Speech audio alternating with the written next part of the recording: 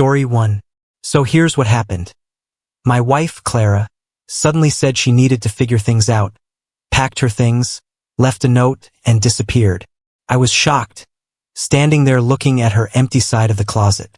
We'd been together for like 12 years, started dating in high school, and all of it hit me out of the blue. I found myself going through our place, and it felt so empty. Everywhere I looked, I saw her things. Her books on the shelf, her mug in the sink, her half-done art pieces all around. It was like being in a museum of a life that might not be there anymore. It felt weird, you know?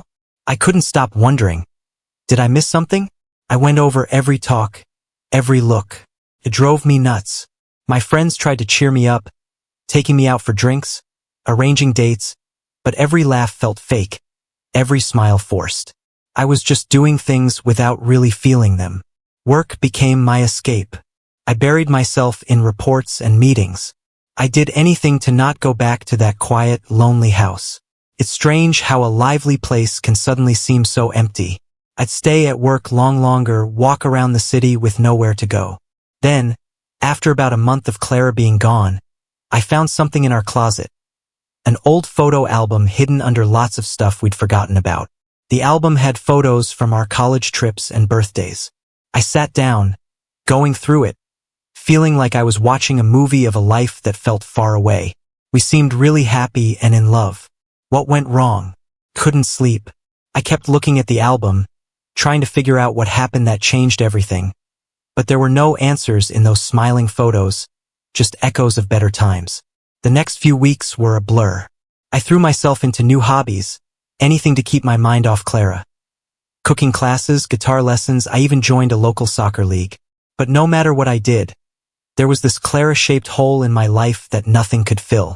Then, one rainy Thursday night, I found myself at this little dive bar on the edge of town.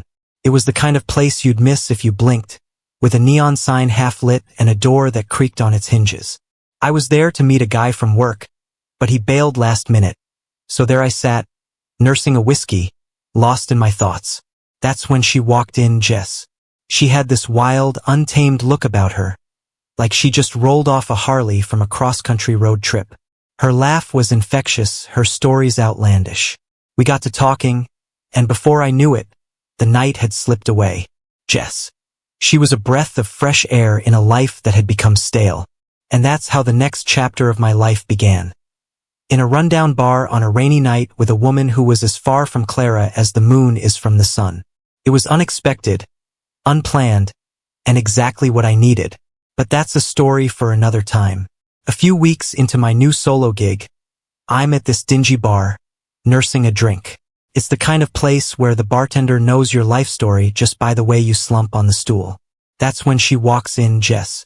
She's got this laugh, right? The kind that echoes off the walls and makes you forget your troubles instantly. The room feels a bit less gloomy. We got to talking, and man, she had stories. Turns out she's an ex-biker, been all over the place. She's telling me about riding through the deserts of Arizona, the neon streets of Tokyo, and how she once got stranded in the Alps. I'm sitting there, my cheap beer in hand, completely mesmerized. Jess has this way of talking like every word is an adventure. She's lived more lives in her 30-some years than most do in a lifetime. And there I was, Mr. Average Joe, who thought a weekend trip to the lake was a big deal. She made me want to pack my bags and hit the road right then and there. As the night rolled on, we're swapping tales. I tell her about my high school glory days, my mundane job in accounting, and eventually about Clara. She just listens, really listens. It's like she sees right through the facade to the heart of the matter. Then she says something that sticks with me. Sometimes people need to lose themselves to find what they really want.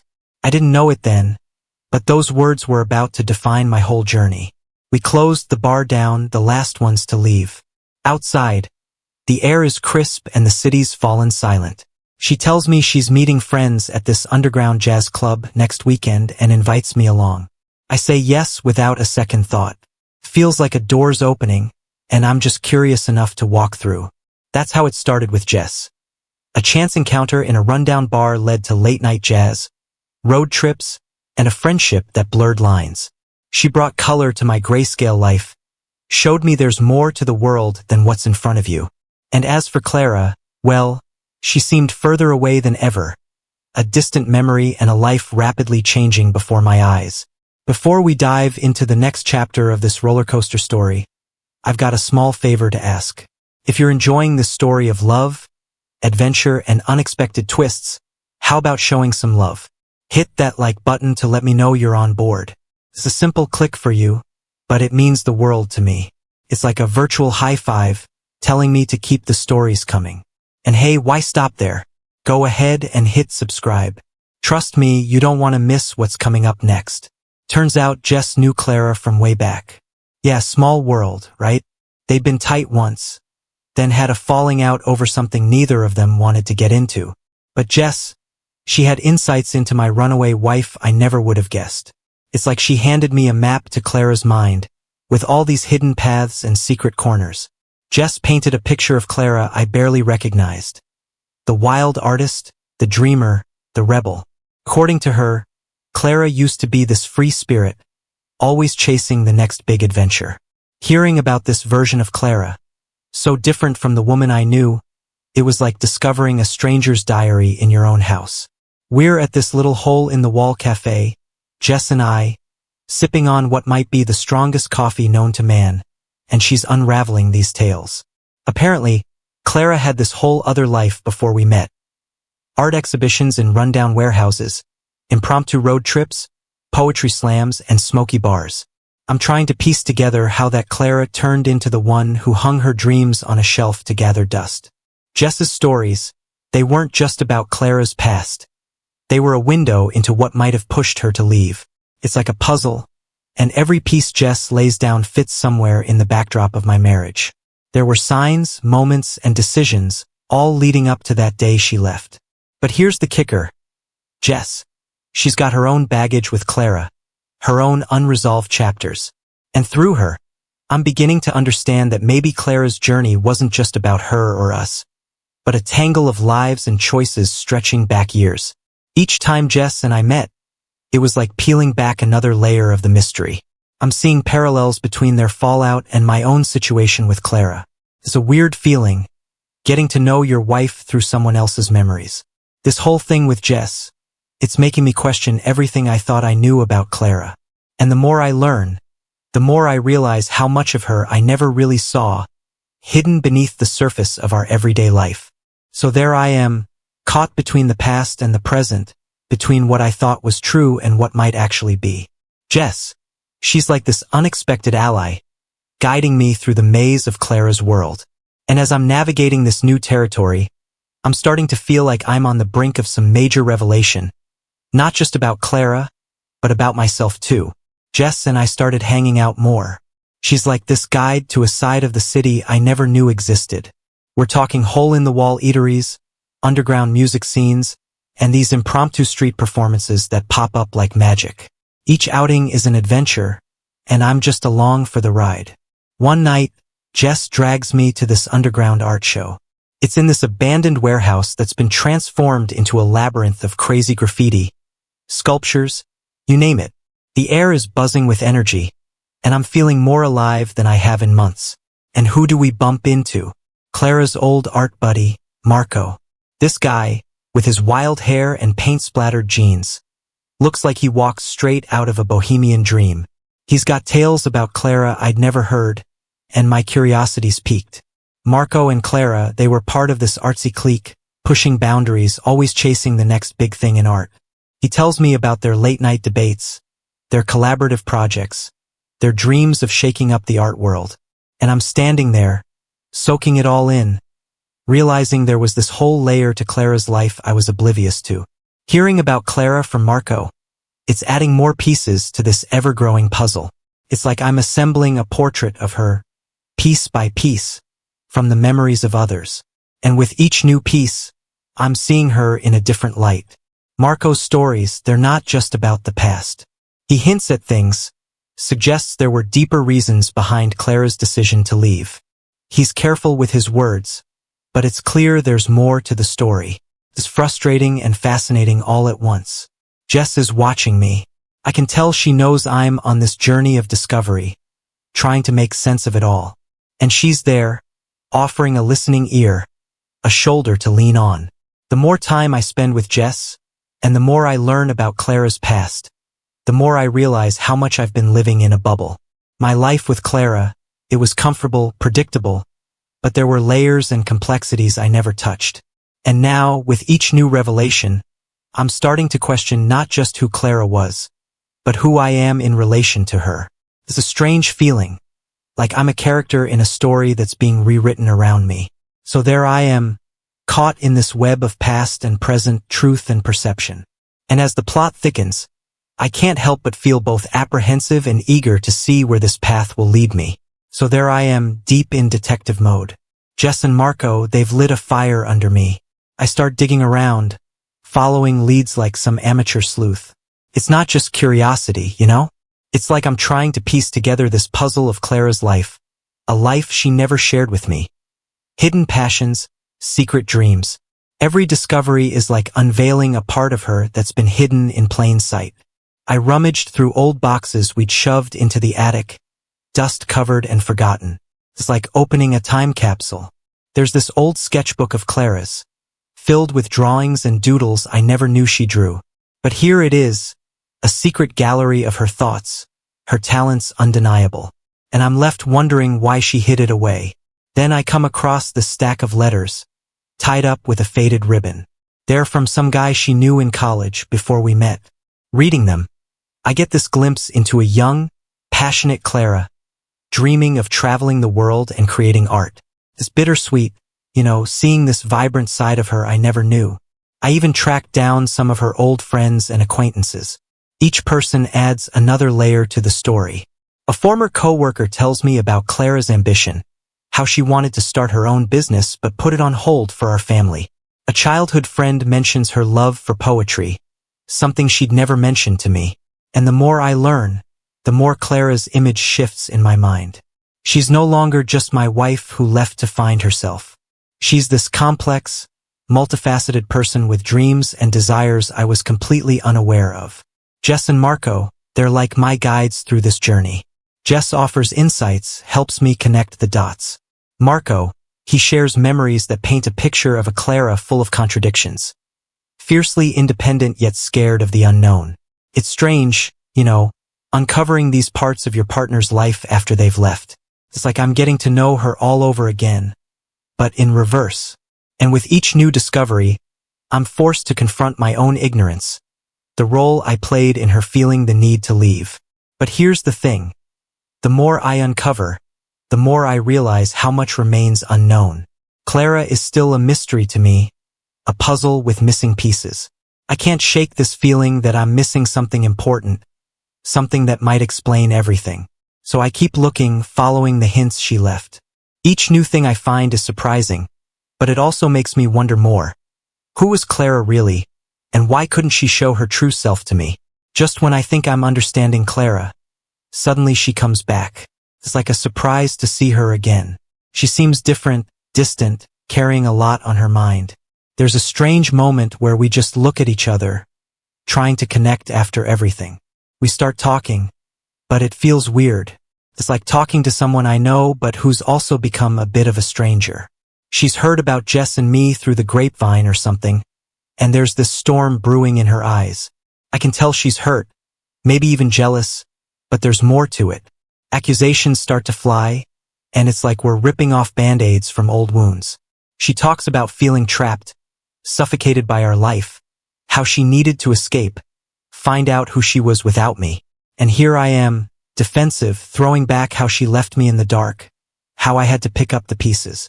The air is thick with tension, and every word feels like a step on a minefield. She's confronting me about Jess, asking if I've moved on. And I'm there, stuck between the past and the present, trying to explain how lost I was, how Jess helped me find some footing. But as we're arguing, something shifts. I start to see the pain and confusion in her eyes, the struggle she's been through. It's not just about blame anymore, it's about understanding how we got to this point. We go back and forth for hours, unearthing all these buried issues and grievances. It's exhausting, like a verbal marathon, but it's also cathartic. We're finally being honest, brutally so, laying everything bare. The confrontation, It's messy and painful, but it's also necessary. It's like we're dismantling the illusions we had about each other, about our marriage. And in the midst of this storm, there's a sense of clarity emerging. As the night wears on, the anger gives way to a kind of sad acceptance, where two people who've changed, who've drifted apart, maybe too far to find our way back to each other. There's regret, sure, a sense of what could have been, but there's also this realization that sometimes love isn't enough. Clara and I, we end the night on this note of mutual understanding, a sense of closure. It's not neat or tidy, but it's real. And as she leaves, there's this sense of finality, like we're turning the page on a chapter of our lives that's come to its end. The confrontation with Clara, it leaves me reeling, but it also brings a sense of relief. The unknowns are out in the open, and now I'm left to figure out what comes next. In the heat of our argument, the door swings open and in walks Jess. Talk about timing, right? The air is already electric with tension. And then boom, she's there, looking between Clara and me, sensing the storm. You won't believe this. Jess and Clara, they used to be thick as thieves, partners in crime. The shock on my face must have been something, because Jess just gives me this wry smile, like she's about to dive into a familiar mess. Before I know it, they're hashing out old grievances, dragging skeletons out of the closet. It's like watching a reunion and a showdown all at once. Jess and Clara, they're circling each other, words sharp as knives. And amidst the chaos, pieces start to fall into place. Clara's journey, it was more than just finding herself. She was running not just towards something, but away from mistakes, from their past.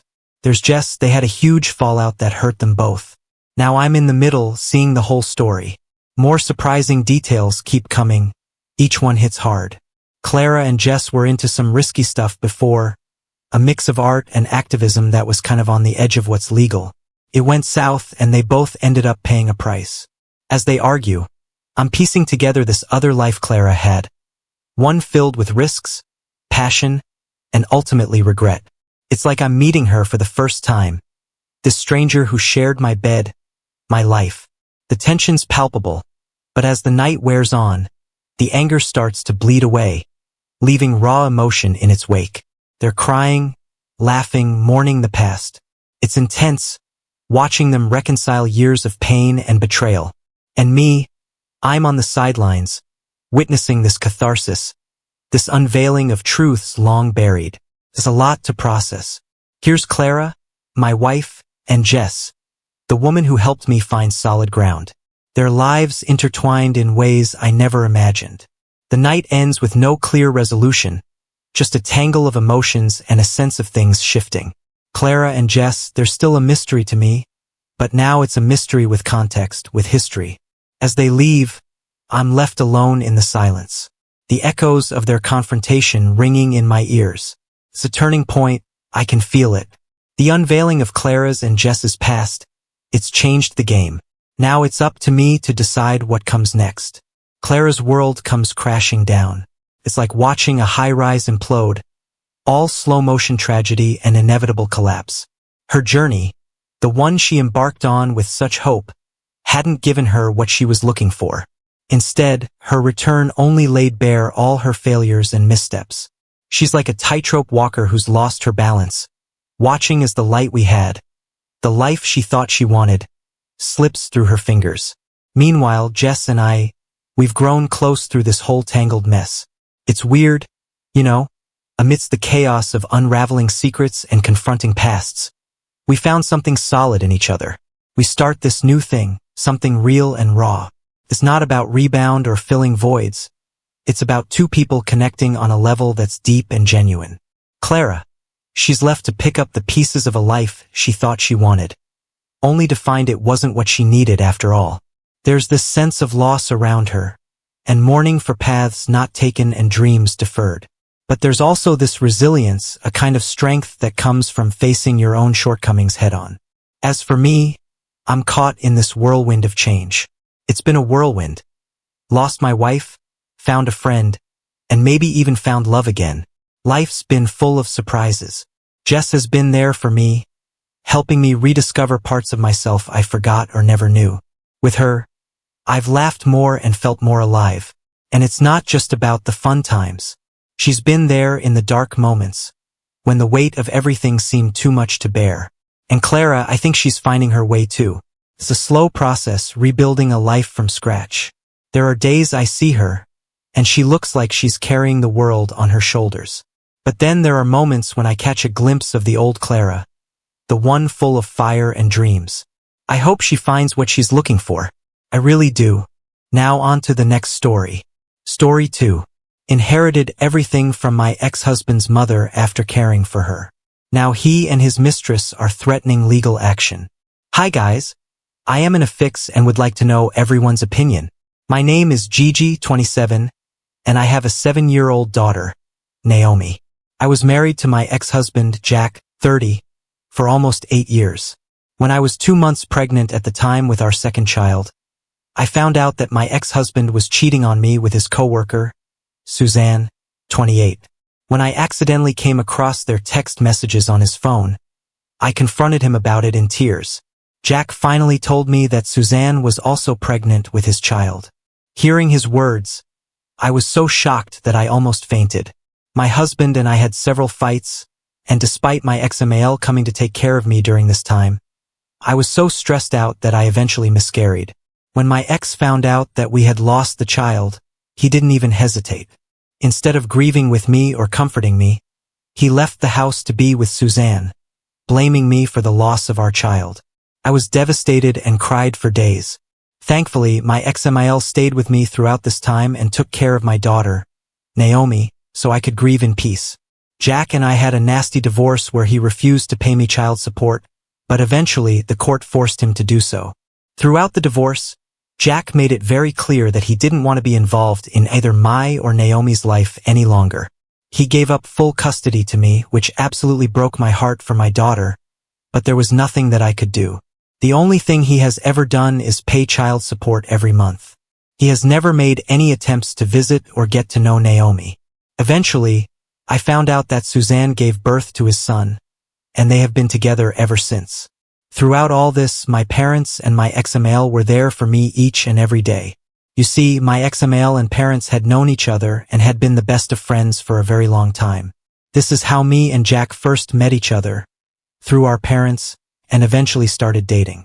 When Jack's mom, my ex-MAL, first found out that Jack had cheated on me, she was extremely upset at him and showed her support for me.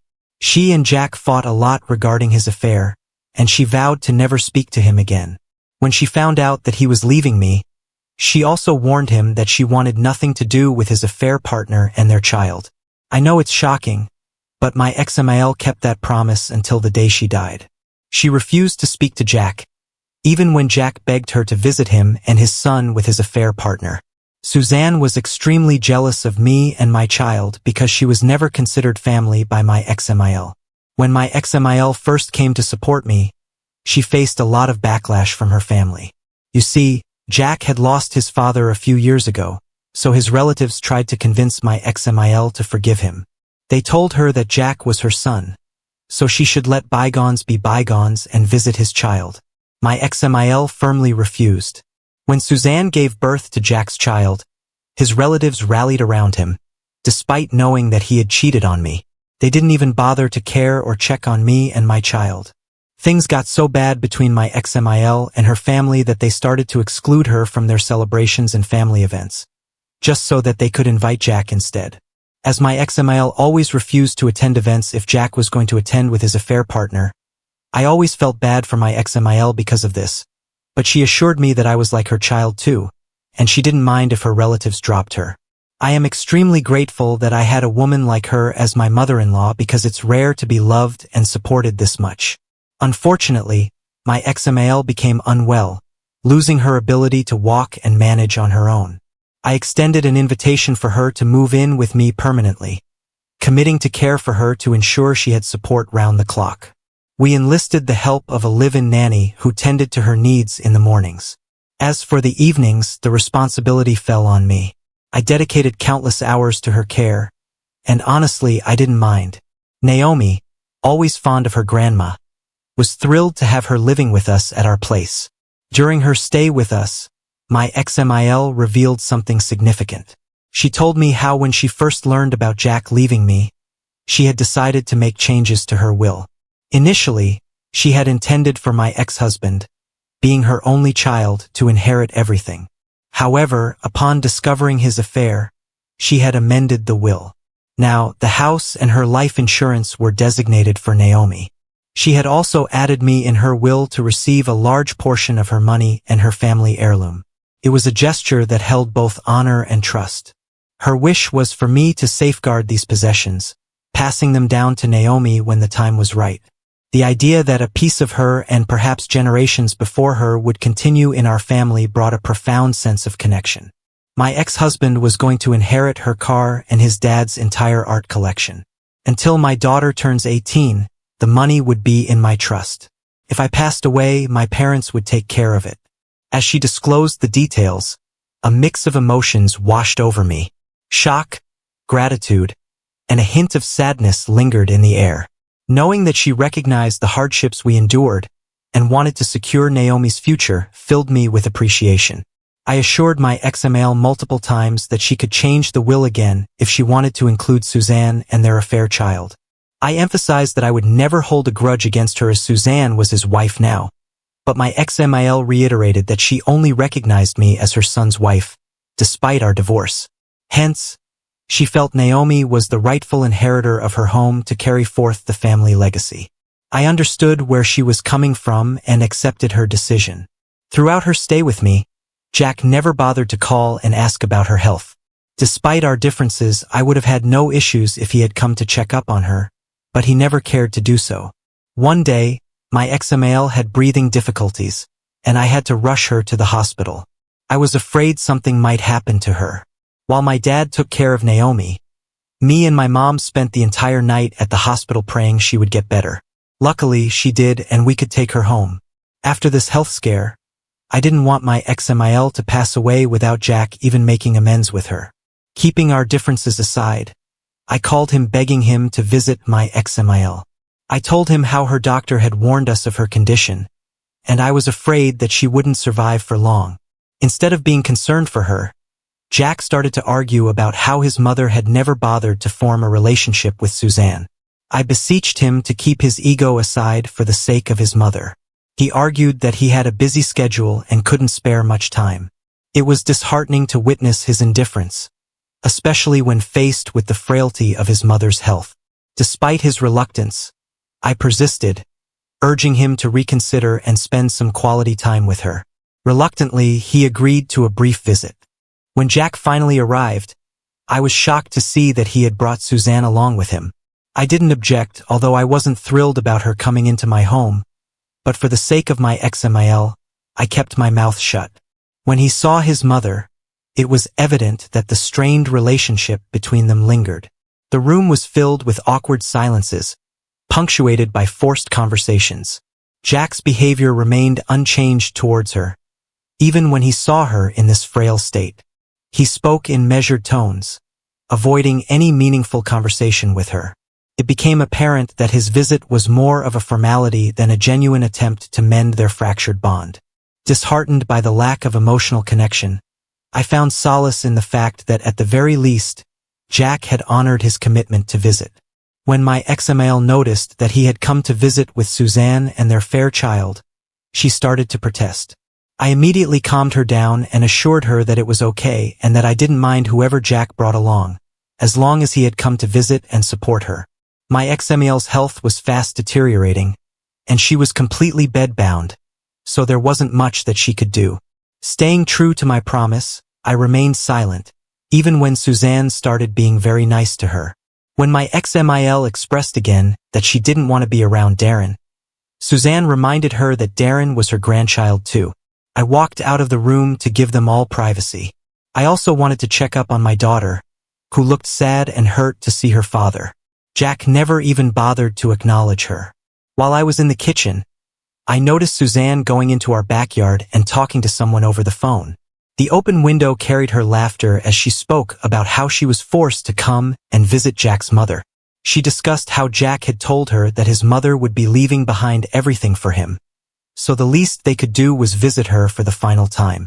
She expressed how she couldn't wait to move into the house and change it, as my XML had no taste whatsoever. To make matters worse, Suzanne detailed her intention to remove pictures of me and my daughter once my ex-husband gained ownership of the house. I was shocked to hear this and struggled to comprehend how cruel she sounded. She continued to discuss how she was going to change the furniture, repaint the walls, and even alter the landscape of the backyard so that nothing would remain of my XML.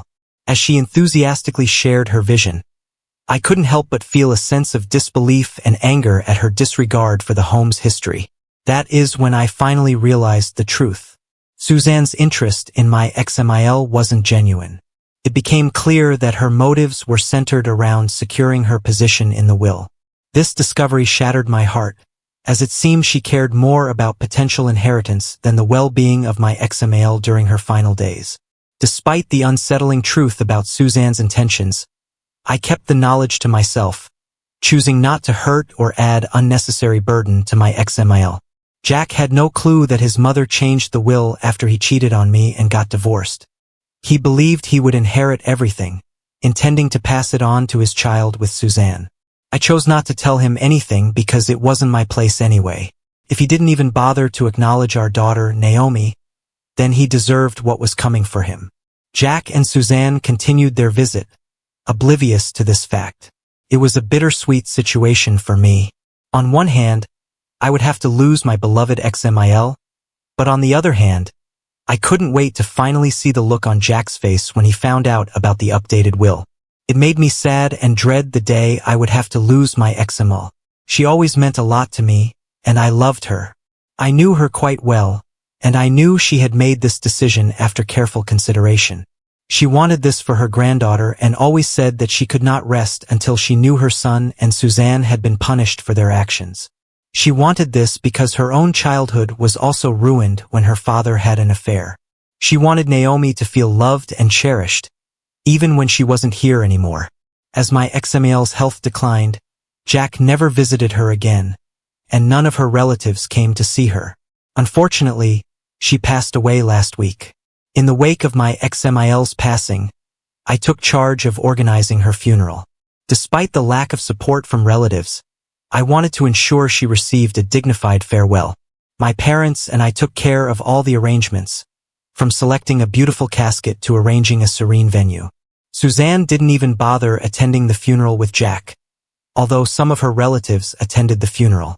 They displayed a lack of genuine concern. When her lawyer eventually contacted me about her will, emotions overwhelmed me. Tears streamed down my face as I absorbed the news that she had left everything to me, as we had discussed.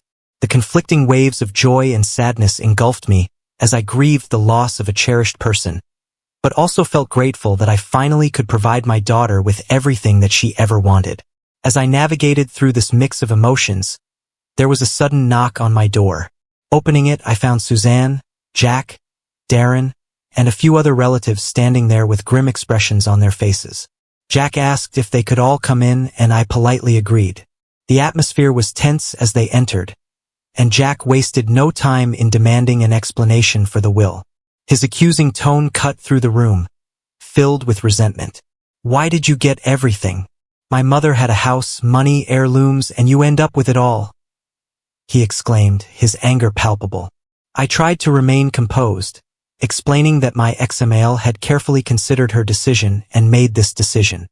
He started to accuse me of manipulating his mother and influencing her decision when she was bedridden, but I reiterated that he could check the timestamp and date of her updated will, which was done long before her health started to deteriorate. Suzanne chimed in, her voice tinged with resentment, questioning why I and my daughter deserved to have everything when she and her son were family too. In response, I scoffed at her, and this is when I revealed in front of everyone what I had overheard Suzanne speaking on the phone. Her eyes widened as she realized that I remembered word for word about what she had spoken about Jack's mother. Jack looked at her in surprise as the reality of Suzanne's intentions dawned on him. Suzanne was caught off guard and attempted to deny my claims, accusing me of making things up to divide the family. I firmly emphasized that she had cheated with Jack while he was still married to me. Hence, she and Jack were the ones who had actually divided the family in the first place. The argument escalated with Jack's relatives joining the argument and expressing their disappointment that they didn't receive anything from my ex-Mil. They pointed out that as they were blood relatives of my ex-Mil, they deserved to have a piece of her inheritance. Everyone started to insist that I sell her property and split the cash 8 ways. I was shocked to see their callousness and entitlement to demand when they had no right. I firmly emphasized to them that I was the only one who had taken care of her until her last days, while none of them bothered to come and visit. Therefore, they had no right to barge into my house and demand anything that belonged to my ex-Mil. The room echoed with raised voices as they continued to question the fairness of the will. Jack protested, claiming it was his childhood home and he deserved to live there with Suzanne and their child. He threatened to sue me and contest the will if I didn't give him the house. I laughed at his face upon hearing his words. Jack seemed surprised by my reaction as I went on to remind him that he had been a neglectful son to his mother and never bothered checking up on her.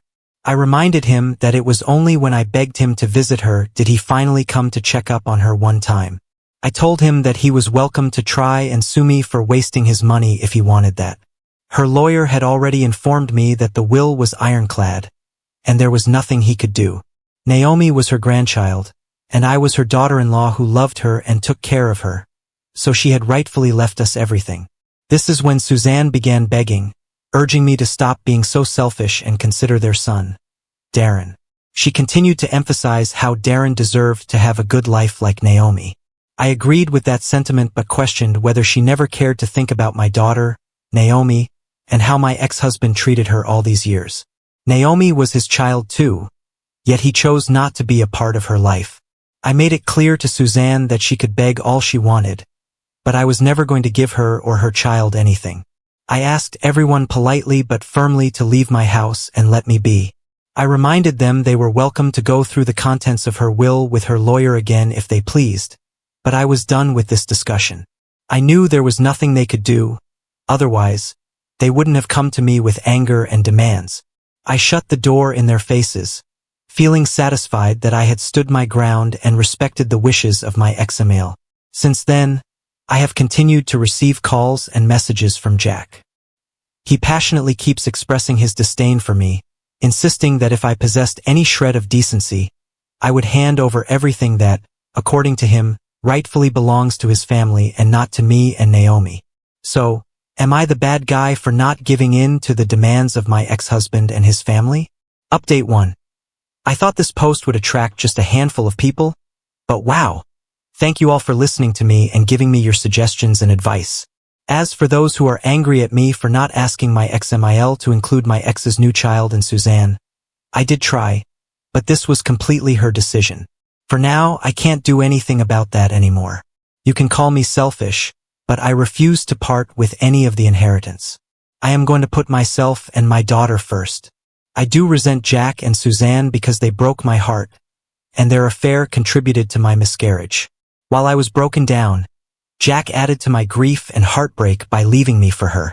My ex-Mil made a conscious decision to not include the affair child and Suzanne in her will.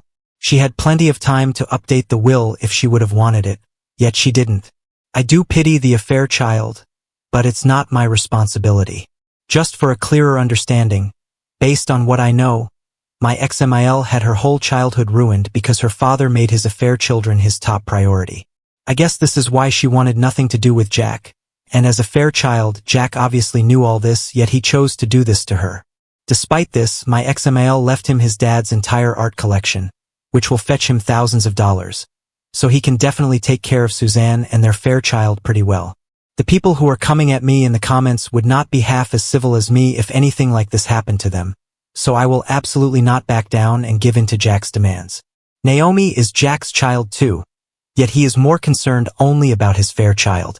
He never bothered with being a good father to Naomi, so he doesn't deserve to get anything from us after what he has put us through all these years. Update 2. The tension between Jack and Suzanne has continued to loom large.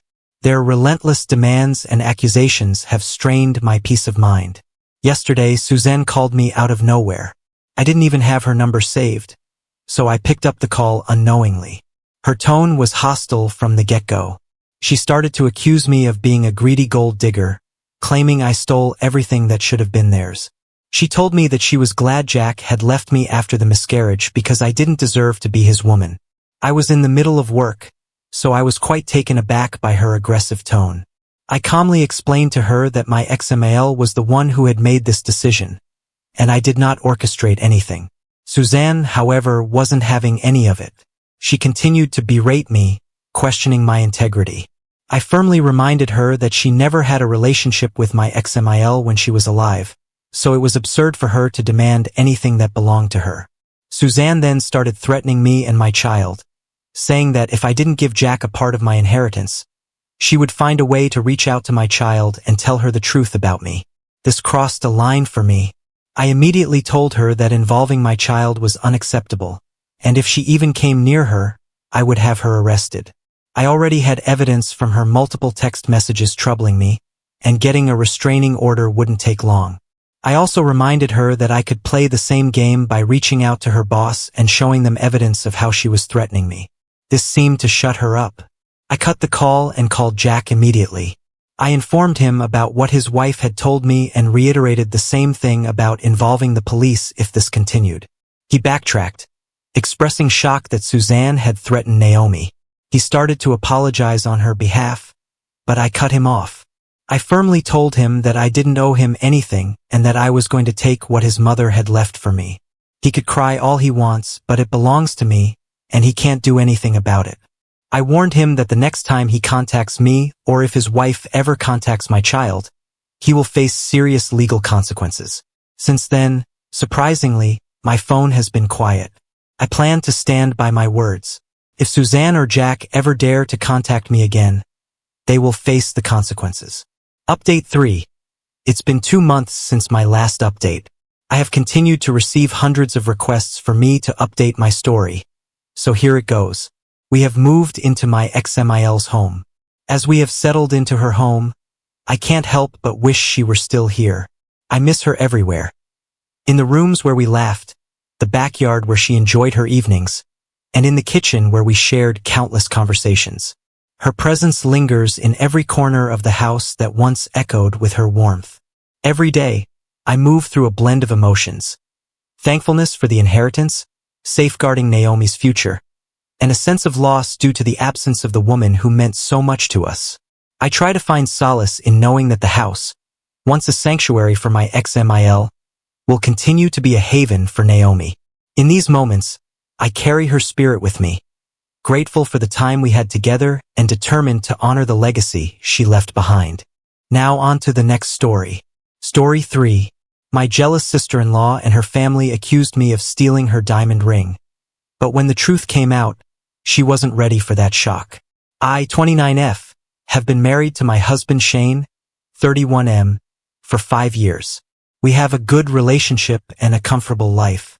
Shane has a sister, Tori, 33F, who's been married to her husband Mike, 35M, for 8 years. Tori and I never really got along. From the day Shane introduced me to his family, Tori seemed to have a problem with me. At first, I thought it was just because she was protective of her brother. But as time went on, I realized there was more to it. I grew up in a middle-class family. My parents worked hard to provide for me and my siblings. We never had luxuries, but we had everything we needed.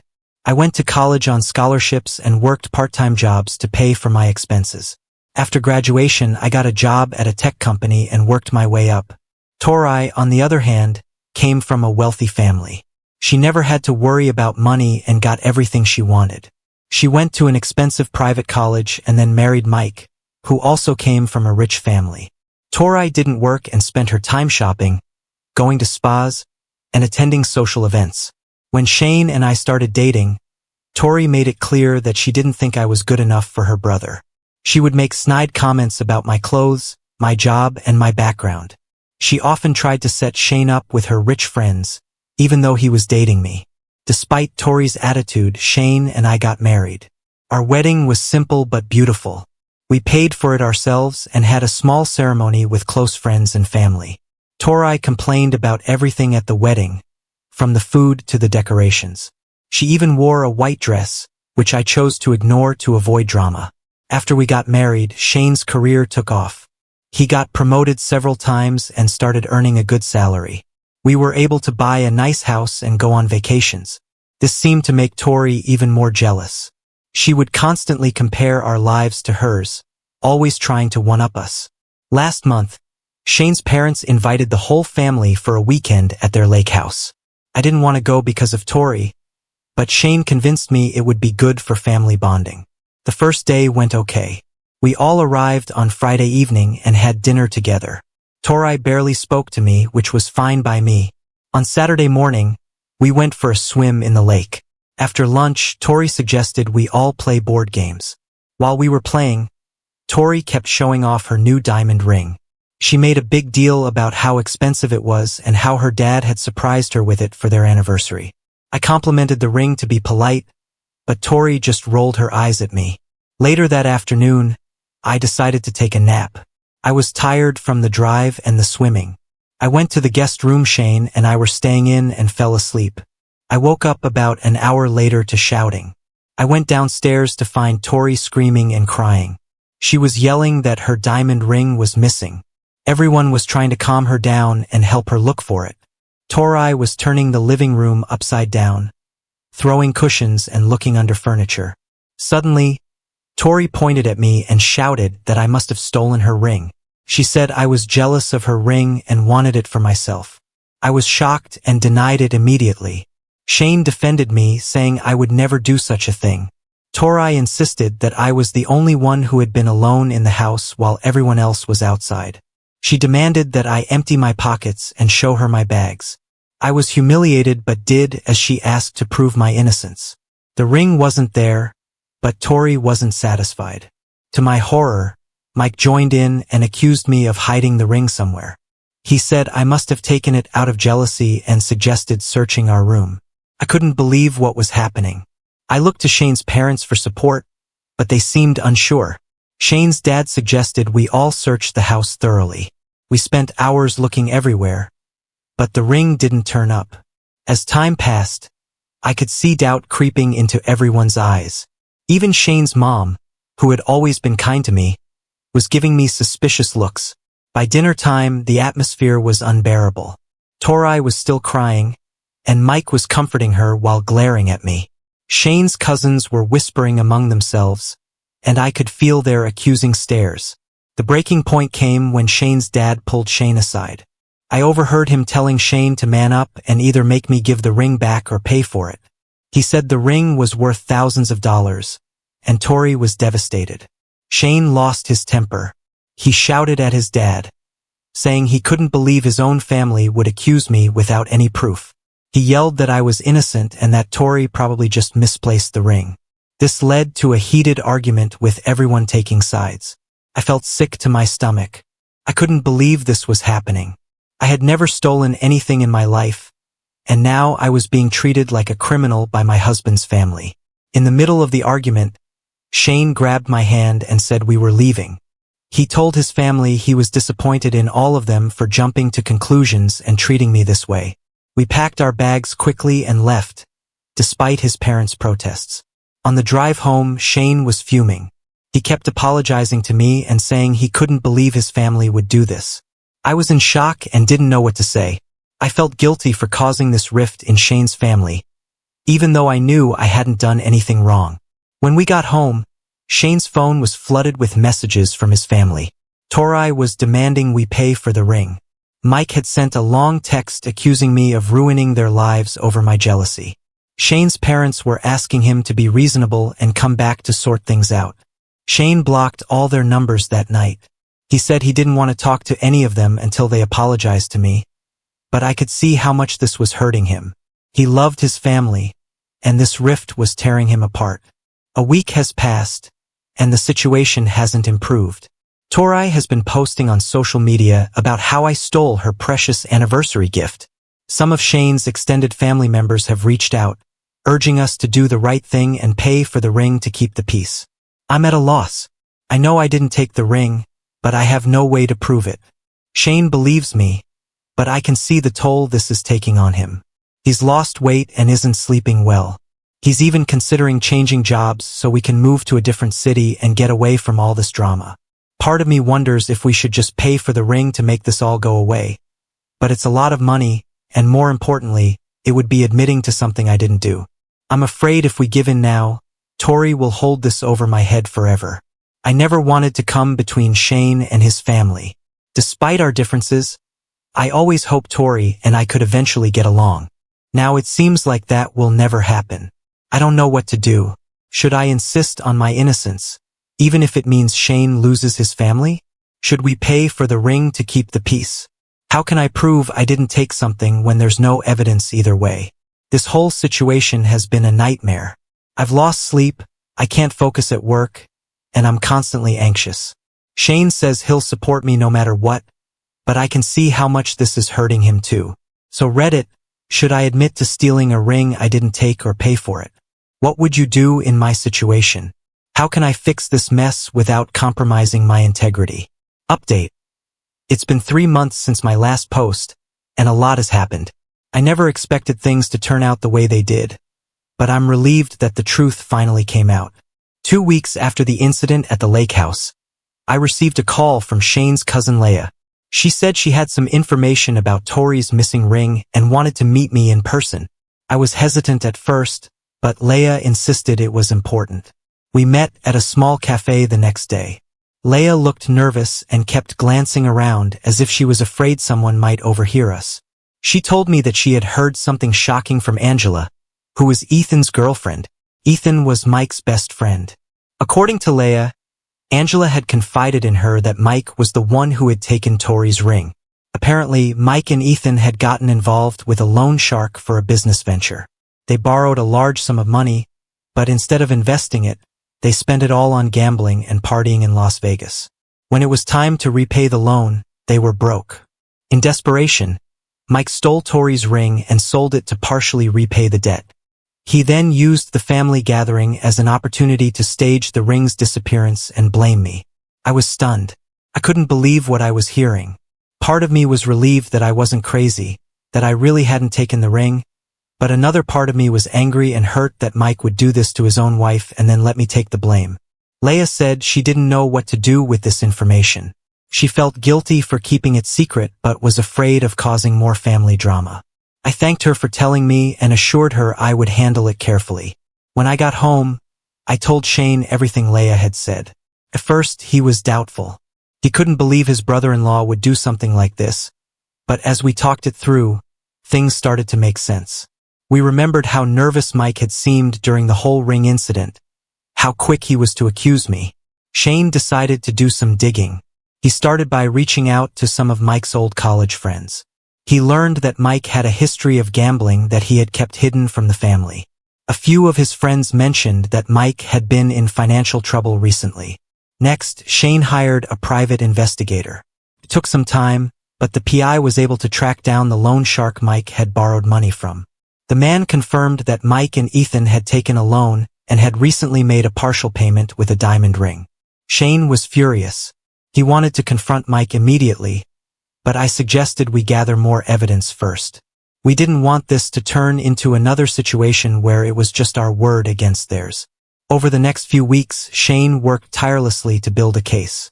He got bank statements showing large withdrawals from Mike and Tori's joint account around the time of their Las Vegas trip. He found credit card statements with charges from casinos. He even managed to get security camera footage from a pawn shop showing Mike selling the ring. Once we had all the evidence, Shane called a family meeting.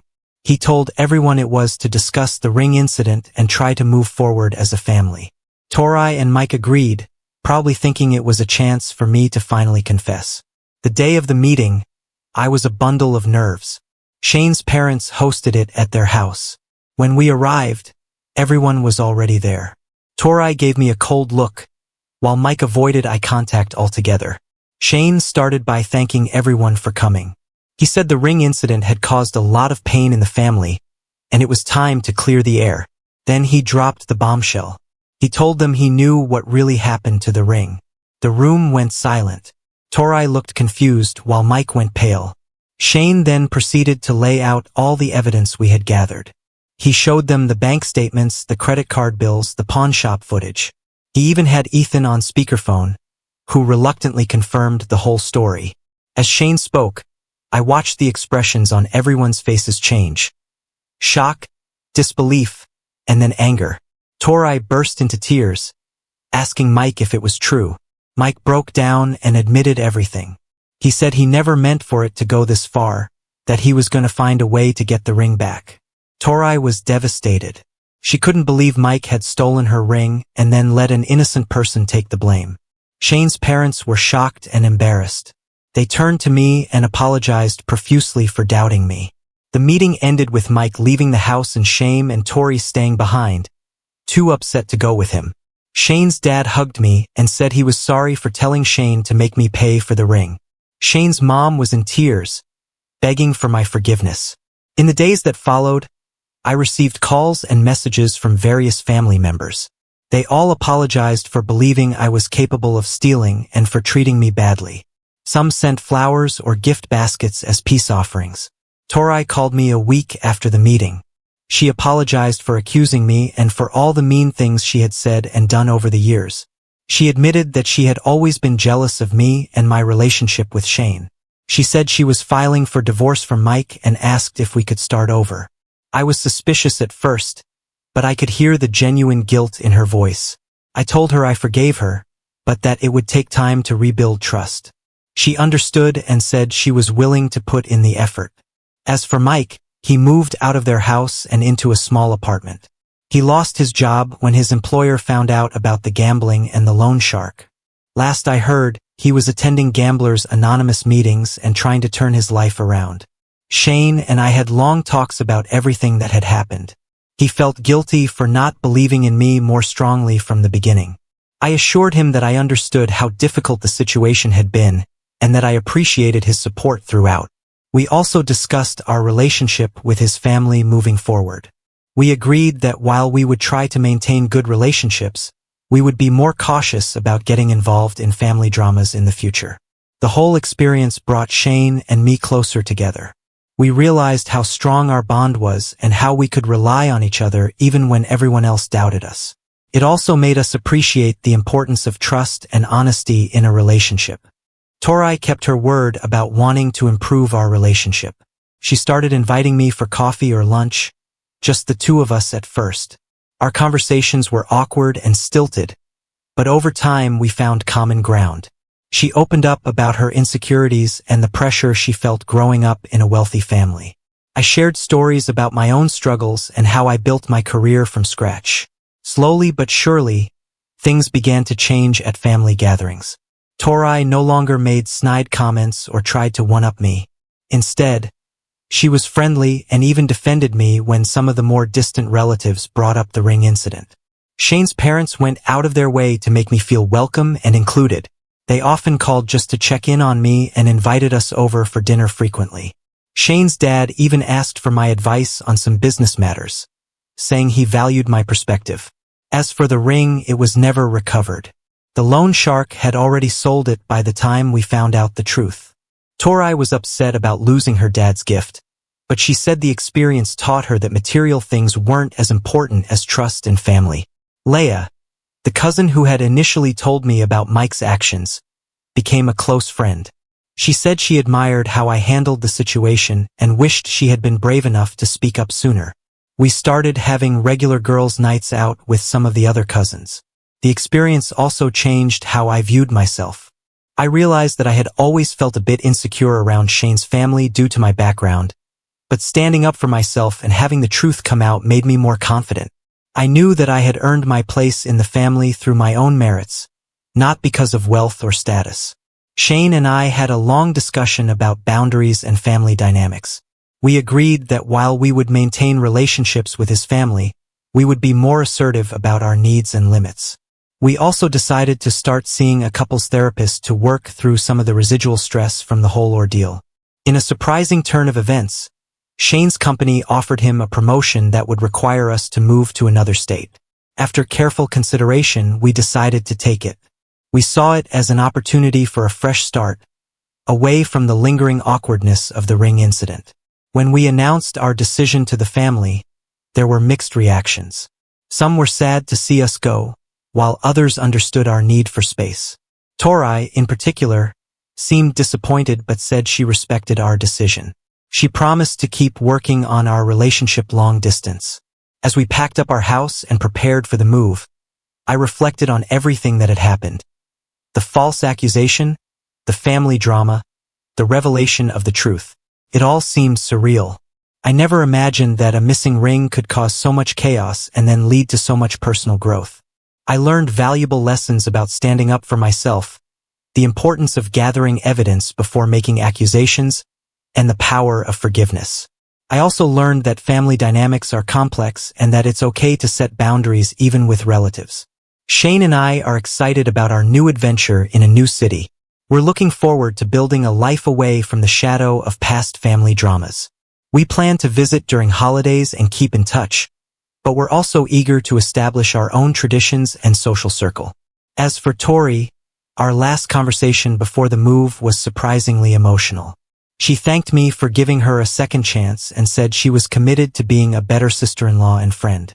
She even joked that she might visit us in our new city to prove she could be fun without her fancy clothes and expensive jewelry.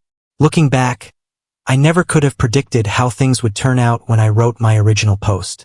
Life has a way of surprising us, and sometimes the truth is stranger than fiction. While I wouldn't wish the experience on anyone, I'm grateful for the growth and changes it brought about in my life and relationships. Now on to the next story. Story 4. Before we start, if you're enjoying this video so far, please consider liking and subscribing to the channel. Now let's continue. I received a request for child support from a woman I've never met. I'm a woman and have never had children. I received a notice from an attorney that I'm being sued for child support from a woman I have never met nor heard of. For context, I am a biological woman. I'm straight and childless. I've never been a surrogate, donated eggs, or given birth. Recently, I reached out to an attorney listed on a document, a well-known one in my area, just to ensure its authenticity. And it turns out it's indeed real. The lawyer mentioned that his client is suing me for past due and future child support for a 15-year-old, claiming I'm the biological father. The attorney had my name, address, and info like my birthday, where I went to high school, etc. He somehow didn't know that I'm a woman. The attorney also stated that the woman is in her 40s. He repeated her name to me and verified with me, pointing out her. I stated I have never met or heard of her. I'm a biological woman who has never had a child.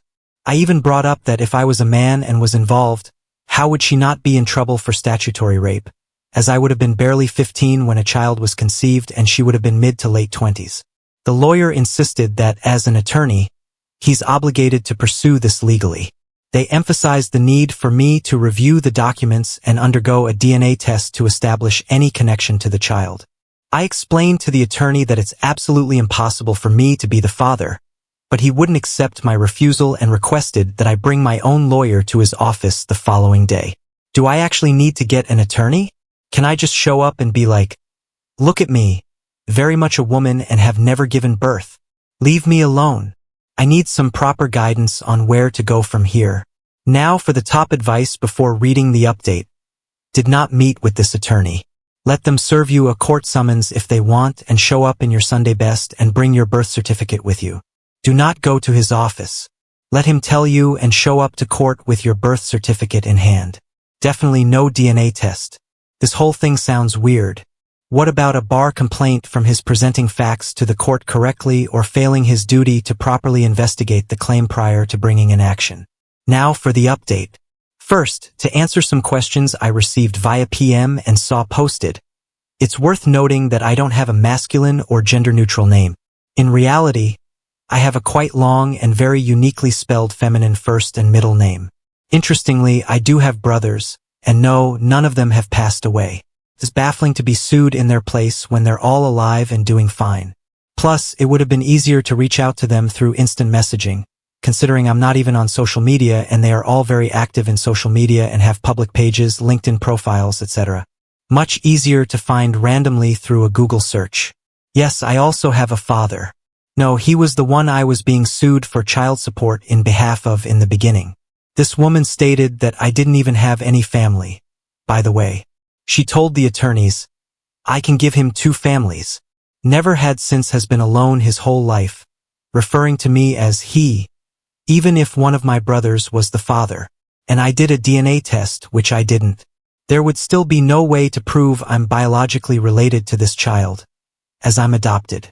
The only relation to my siblings is literally because my parents had a piece of paper and drove to pick me up from state custody. If she were truly aiming to arrange a DNA test to establish a family connection with the child in the absence of a father, she would have probably approached my sister instead. My sister shares biological ties with the rest of my adoptive family, as she was adopted from another family member. Luckily, I haven't fallen victim to identity theft, which makes this whole situation even more puzzling. This was not someone posing as me, and thankfully, there was no shady stuff and they tried to change the paperwork from by your dad's mom. Even in the documents this woman's lawyer presented to my attorney, at a document that was sent, it clearly stated that I was supposedly the biological father. Now, as to what happened, I went to the attorney's office with my attorney, as he requested during our call yesterday. And guess what? The suit was dismissed. It happened very quickly. Thank God. I thought we would meet with the judge because that's how I assumed it worked, but we went to the lawyer's office and met with him and the woman who filed the suit and got an attorney. As I reached out to your friend who lives in my state, as a lot of his families are attorneys, it's quite a twist. The family where the blood was sent happens to have an aunt who specializes in family cases. They connected me with her, and after I shared my story, she chuckled and offered to represent me pro bono, just for the sheer amusement of it all. Turns out she knows the other attorney involved and had some choice words about him being rather unpleasant. So I suppose that works in my favor, as she was more than willing to stand up for me. We met with the attorney, showed my birth certificates, Idaho passports, adoption papers, and my initial birth records prior to adoption for good measure. The attorney was frustrated with his client, obviously, but very kind with myself and my attorney about it. He apologized for the inconvenience. The whole thing was dismissed, and while my attorney initially suggested an order of protection because clearly this woman was we were in the office, she was saying that I was a man who had a sex change to dodge support, which is why she referred to me as he and said I make more than enough money and my money belongs to her and our child, etc., etc. We ultimately decided against a restraining order, as after all of the insanity, she was honest about how this came about. She, myself, and my male cousin used to work in the same place over a decade ago. I worked 2 different shifts in a different part of the building. Wow, this is a tangled web. So she was a secretary and he was your typical office worker. Turns out he's the father of her child, and they've known each other for quite some time. But here's the twist. Now he's a convicted felon serving time behind bars, not listed on any birth certificate. The odd part is they found my name and age, and it turns out they went to school together in the neighboring town. It's a bit suspicious since she had access to my information through the office records and Osama's cousin, who told her I was his cousin and that I worked there, despite the fact that I never actually crossed paths with either of them during my time there. Didn't even know Schwartz there. Knew he did, but never saw him due to different shifts and areas. She said she confirmed a connection via Facebook because he has how her family lived, and without she was able to like my cousin to his father, which led to my mother as he has her listed today as his sister. She's his sister-in-law.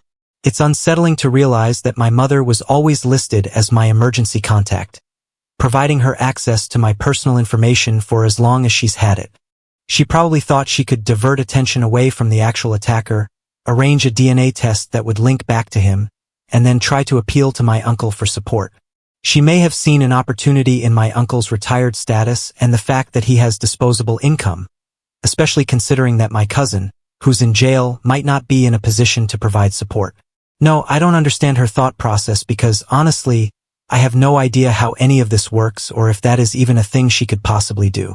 Also, she said she was recently fired, which is why this came up now, and said she knew my cousin was incarcerated and she needed money. She found me via our last name and made a copy of my resume and important info in my life.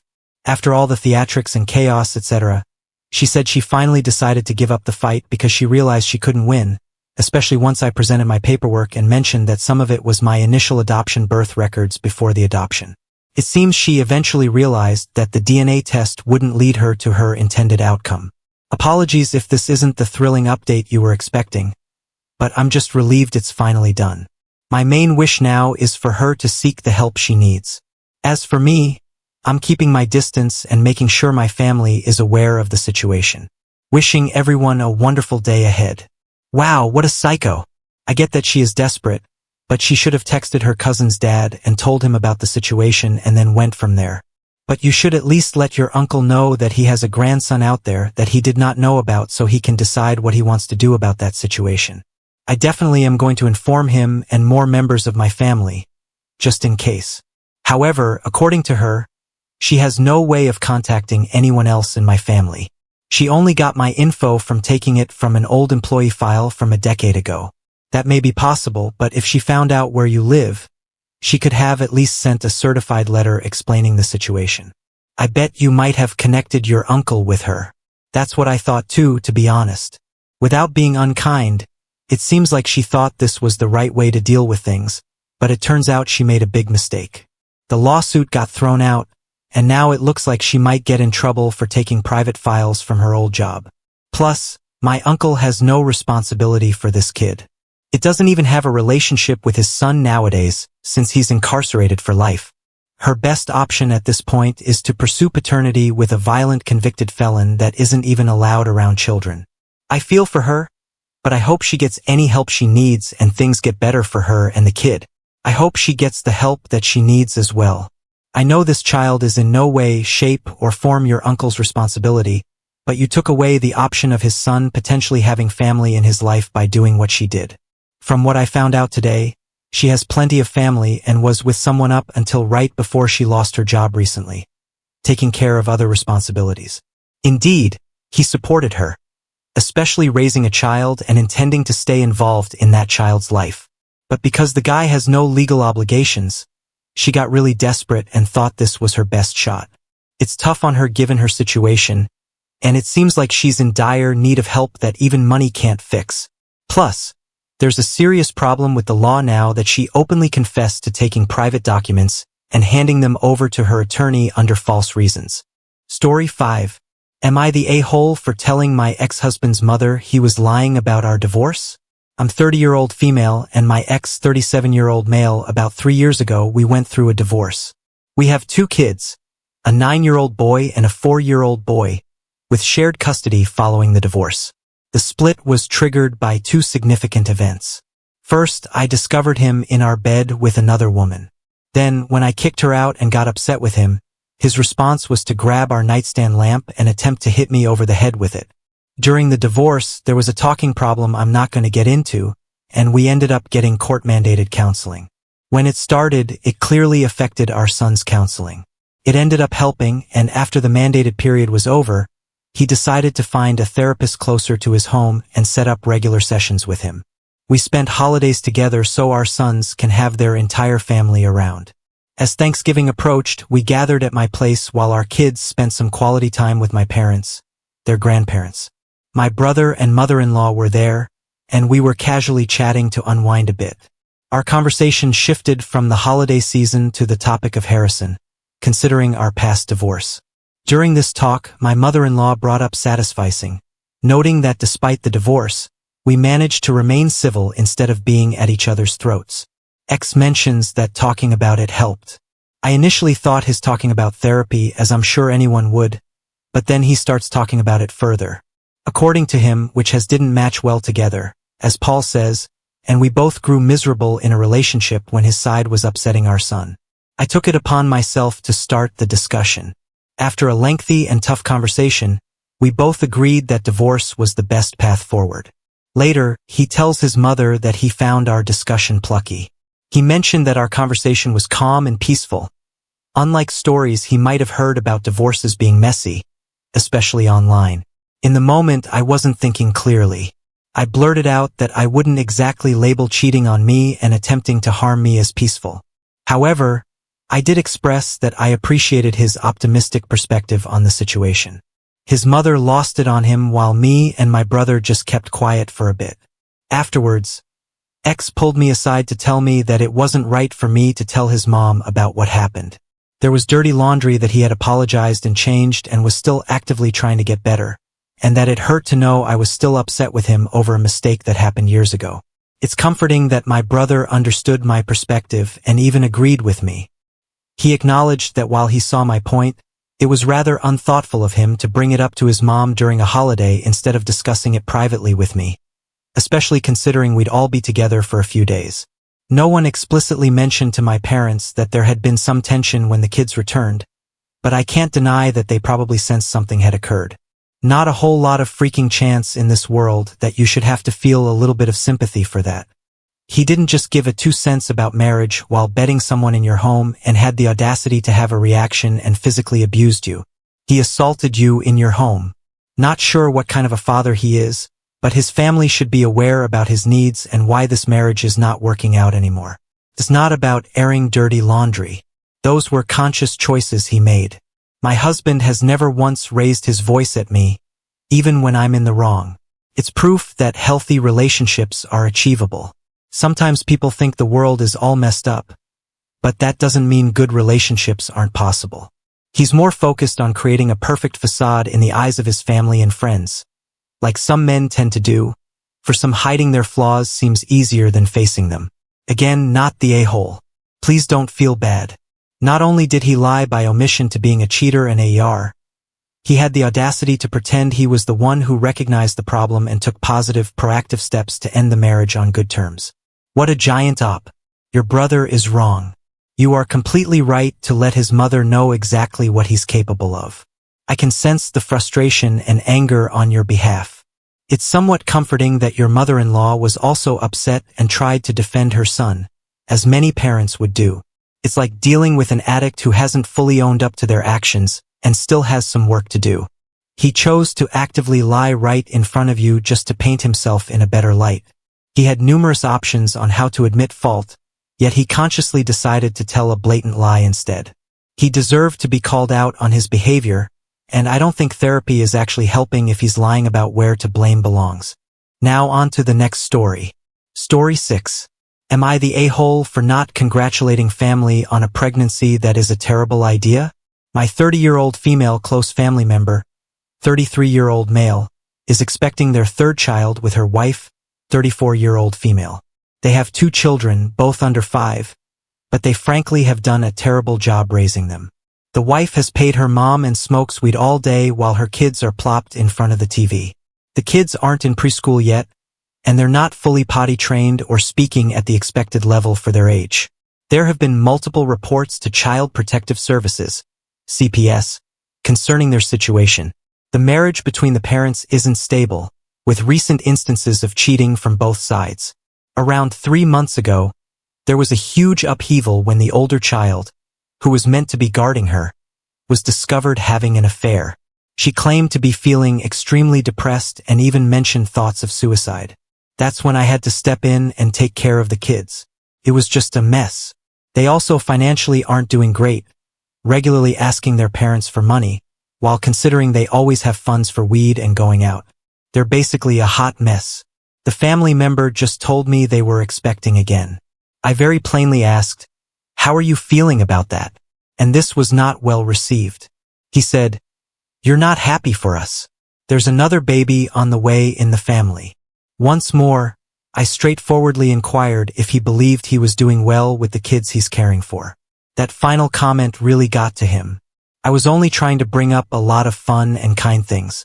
Unfortunately, we're not talking right now. It's evident that they're not good parents, and the kids aren't experiencing a happy family environment as they should. They cannot afford another child. The math of his affair, her mad thing to this child, could be fed from the affair. Not every pregnancy is a good one. They should not be celebrated. Their family, and obviously the baby, is innocent in this, but am I the a-hole here? Now for the top comments. Not at all. He got mad because he knows you're right. If you speak to them again, make sure to remind him that this kid has a chance of not being his. These kids truly would be better off without their parents. Otherwise, they're being set up for a difficult life where they think all of these behaviors are normal, which could result in a vicious cycle in your family. It is actually a good time to remind your family member that there is still time to get his act together. Not a hole. It seems like they really need a few harsh wake-up calls to face reality. To be fair, you've been quite gentle in delivering a reality check, especially since you had to step in to help out. If they continue to fall behind, It seems like those existing kids might end up in foster care within the next year or two. I believe they're aware that they're running out of time and their current situation might not hold up for much longer. I discharged a 7-week-old with an old brain bed helm to the parents that did it just a couple of weeks ago. CPS cleared them. Their line was inconsistent with the nature of the injuries. Part of a social worker who witnessed the interview, the CPS workers had a few say she fell from a high chair. She can go home with you, so they did. But she's 7 weeks old. She doesn't have the had her trunk control to sit in a high chair. I'd never seen a neurosurgeon cry before that day. Story 7. Wife confessed she allowed her affair partner to briefly finish inside her. Can this 19-year marriage with 3 kids be saved after 11 years of lies? It happened 11 years ago when I am still 27 and she is about 30. We've been together that time for 8 years as live-in partners and we have a son who was 2 years old that time. Now at 38M and my now wife 41F, we've been together 19 years, married for 11 years. We have 2 more kids now, 8M and the youngest is 6F. English is not my first language, so please bear with me. First 8 years living together, we have our ups and downs but still stick and fight for each other. We really have no major problems in our relationship and we were very close. Before I met her, I came from a 4-year relationship and my ex cheated on me. That's why it's hard for me to trust fully again. Interestingly enough, she also has a boyfriend for 1 month when we met. They didn't really have the chance to be together since she left to work in my area right after she accepted him. She said there was really no connection between them. I find it interesting because she accepted me while still not ending it with him. Eventually, she went back to that place and ended it with him because of me. It's really hard for me to trust her, but eventually, I gave it all to her, especially when we are already living together and have a child. I was really confident that there is nothing to worry about her loyalty since she is busy taking care of our child and she is a very caring partner and mother. The problem started when she decided to work again. I stopped working that time to finish my last year in college. We decided to have my mother take care of our kid while she works and I study. My mother is living in another area which is a little far, so when we took our son to her, it took us a day to travel to her place. We ate for a month with my mother and went back together. Everything was good between us. She works while I study and after 6 months we decided to get our son back. This time I will get my son alone since my partner is already working. I stayed there for 3 weeks before coming back now with my son with me. My partner was left alone in our apartment the whole time. During those times, we are already having some issues with her work because her workmates like to go out and have a drink after work sometimes. This leads to fights between me and her because she became entitled and she is already very stubborn. I specifically asked her to avoid this kind of activity, but she always says that she is with friends and also her cousins are with them, so she is safe. Some of her cousins are also her workmates. During the time I am away, we are constantly calling and texting each other daily, so there is nothing unusual really to think about.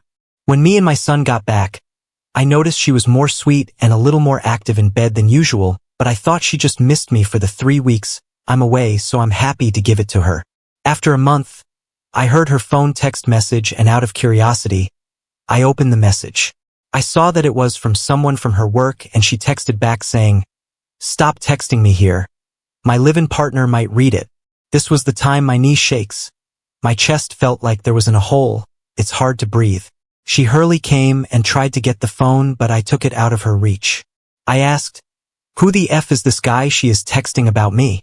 She said he is nothing and she needs to go to her sister's house to have her hair done for the company Christmas party event scheduled that evening. I told her she can't take her phone when she left. I replied back to the number and received a reply as well. Surprisingly, it is the partner of the guy my partner is texting. Apparently, the guy left and leave his phone open as well. She told me that her partner and my partner might be having an affair at work. She is suspecting him for a while now. On the text messages I sent to him that morning proved some of her suspicion. I told her if it's okay for me to meet her in person for me to read the text messages from my wife myself, and she agreed. I took my son to my partner's sister's house. She is also there having her hair done with her sister. I told her I am meeting someone and she has some explaining to do when I get back. Finally, I meet her AP's girlfriend and she let me read all the text messages between my partner and her AP. His girlfriend friend also told me that there was a particular night that he did not come home and somebody saw him with my partner drinking with friends and having a great time together dancing. She said they look like more than friends that night. They are always together and they disappeared later. This was the hardest blow on me. I was not home during that time. It was within the 3 weeks I was away with my son in my mother's place. I was really shocked. I can't think straight.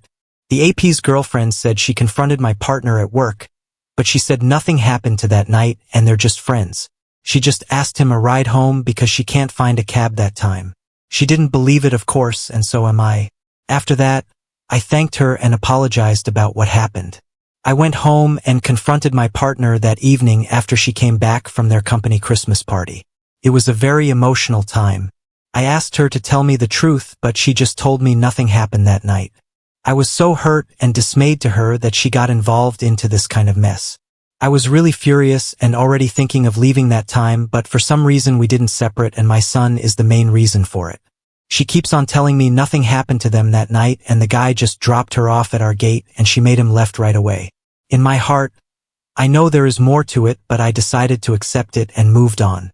I forced my mind to forget about it and get it completely out of my mind. I got sick that time, so I needed her at my side to take care of me. She still stayed in her work for another year and finally resigned. She told me she never talked to him again at work after that event and never go near to him again even before our confrontation and just completely ignored him at work. Somehow, I believed her since I have access to all her devices during that time and she no longer go out to drink with her workmates after work. After 2 years, I heard that the guy died due to a motorcycle accident and my partner didn't show anything that telling me is affected by the news or something. So finally, we are already moved on and she got pregnant again with our second son. We got married that year and everything is normal again. Sometimes when we fight, I brought the issue back with her now dead AP to get the upper hand, but she always defensive and tells me to let the man rest in peace. After a year, she got pregnant again with our youngest.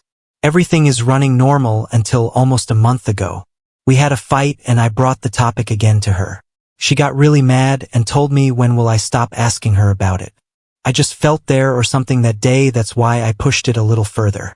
I told her that somebody saw them arrived at our apartment that night and he went inside with her and his motorcycle parked there till morning. I assumed this nobody really told me about it. I just told her a lie to related to what she told me that night when he dropped him off at our gate and left right away. I did not share this information with her before. I noticed she was taken aback by this and asked me right away who is the person who told me that and why only now she find out about it. I lied again and told her he knows me, but she did not know him. He was a new friend in the neighborhood. Then she got defensive again and told me yes, she let him inside but only to drink because he asked for a glass water. Noticing the changes in her story, I know I got her now. Then I asked her how long she stayed. She said just a couple of minutes. Then I told her she is lying. My friend told me he stayed until morning. I reiterated that the motorcycle was parked until morning. Now she is hyperventilating.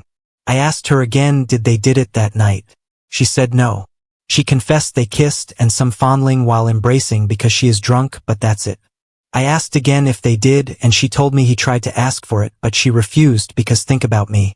She was about to cry telling me nothing really happened, but I am not satisfied with that.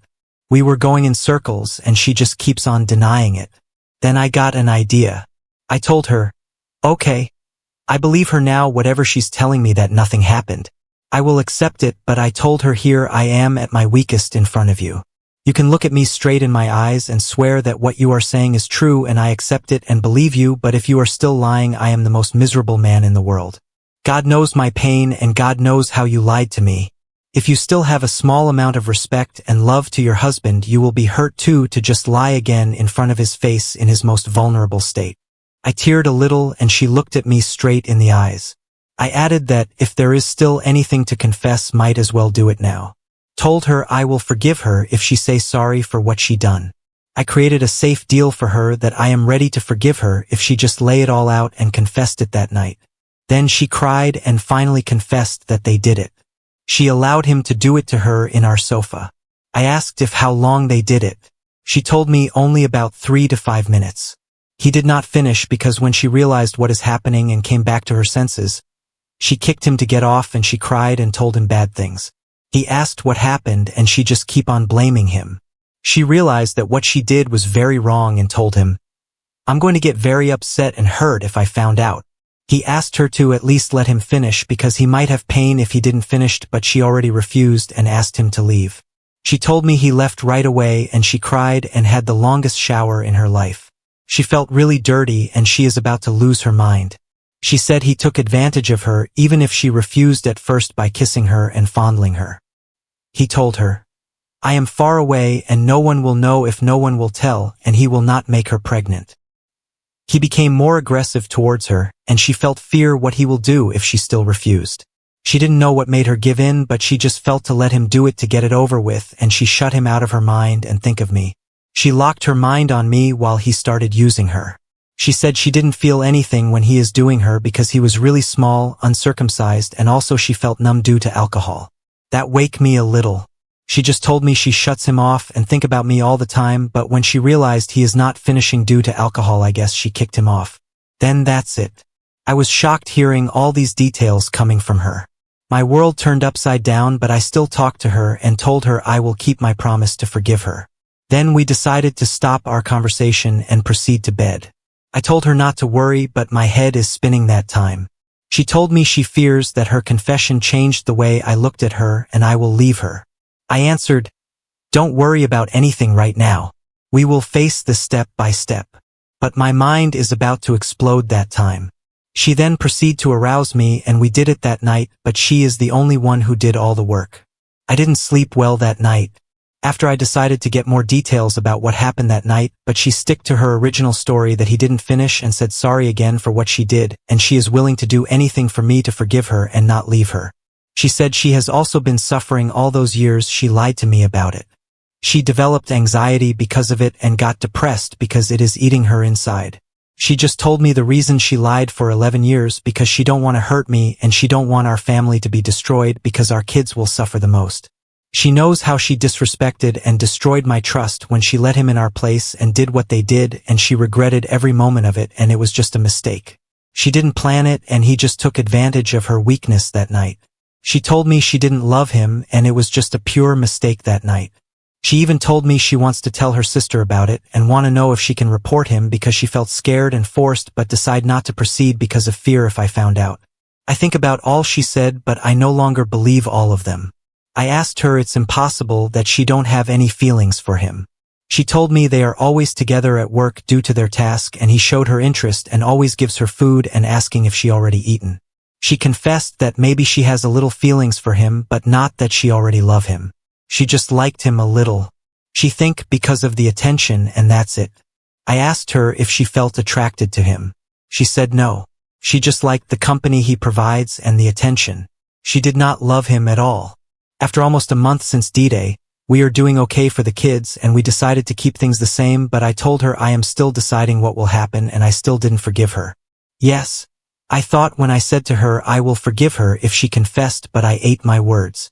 I told her I'm only human and I thought it will be that easy, but I realized I can't forgive her yet.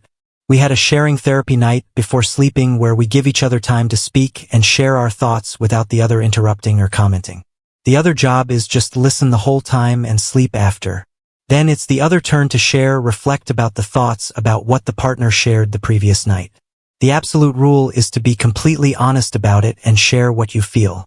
This helps a lot because I asked her to give me a timeline about them and I just listened. She shared all the things she can remember. The lunch dates, the conversations, the things he shared to her and all. She even shared that he asked her to leave me and be with him. I also shared what think about the things she shared and how I feel about it. This helped me somehow because there are some details that was uncovered as well through our sharing that was not shared during D-Day. I am experiencing deep horror episodes where I'm feeling very angry and my mind is stuck to the details she shared that night, but I am also relieved that it brought light to the things happened that night. I no longer imagine things and I already know the details. I made sure she shows all about it when I experienced deep her episode and she is very supportive. I am now starting to accept her little by little. She agreed to all my conditions and followed all the things I want to do to make things better between us. I thought her pride and ego will be in the way, but she endured it. She said the only thing she will not be able to take is when I will find another woman and have feelings with her. Right now there's still ups and downs, but I no longer mind staying longer with her. I learned to look at her again, but the pain still comes when I think about I did it to her that night. Is this normal even if the AP already is dead long time ago? I still feel jealous and hurt because of him. It still hurts when I watch videos and see the position that is similar to what my wife and her AP did that night. Is there still a chance for me to fully forgive her eventually for all the things she did? Does she still deserve a second chance? Thank you. I'll appreciate all your comments and thoughts. Update 1. Thank you everyone. I appreciate all your comments and thoughts. I just want to add that there was a point when she allowed me to whip her 19 times. 8 times with a stick and 11 times with my hands. These symbolizes the years in our relationship, which is 8 years before the cheating and 11 years after the cheating. The first 8 years was I considered the most painful for her because it was the years she wasted and disregarded when she decided to cheat. Could have ended there. The 11 years is for the years she lied to me. I only read this somewhere online that it will help the BS gain some of his pride and manhood if the cheating spouse allowed him to punish her with her consent. Everyone knows that cheaters are self-centered and they have huge prides and egos and they are narcissists, so being submissive and being humiliated is not acceptable to them because they always want to be in control. I just let her know about it and she agreed without question. I tell you, it's not my nature to hurt somebody else physically, but I swear it was not a walk in a park for her. I even hurt my hand doing the marks on her after tells all. It took days for her to walk and sit properly. Of course, we take rest every time and she can stop at any time, but she endured until the end. I admit that having her submissive towards me and enduring my punishment made me feel my destroyed manhood ego back. It was weird, but I felt I had my revenge that time and it calmed me. I felt that I'm in full control during that time. Now, regarding my decision to stay with her for the time being, it is because I genuinely felt her remorse and for the 11 years she lied to me. I am not the best father and husband either. I told her I can forgive her, but I will not forgive what she done. It's just not aceable and forgivable. She just have to live with it. Early in those 11 years, I have anger issues. My kids are distant because of my temper.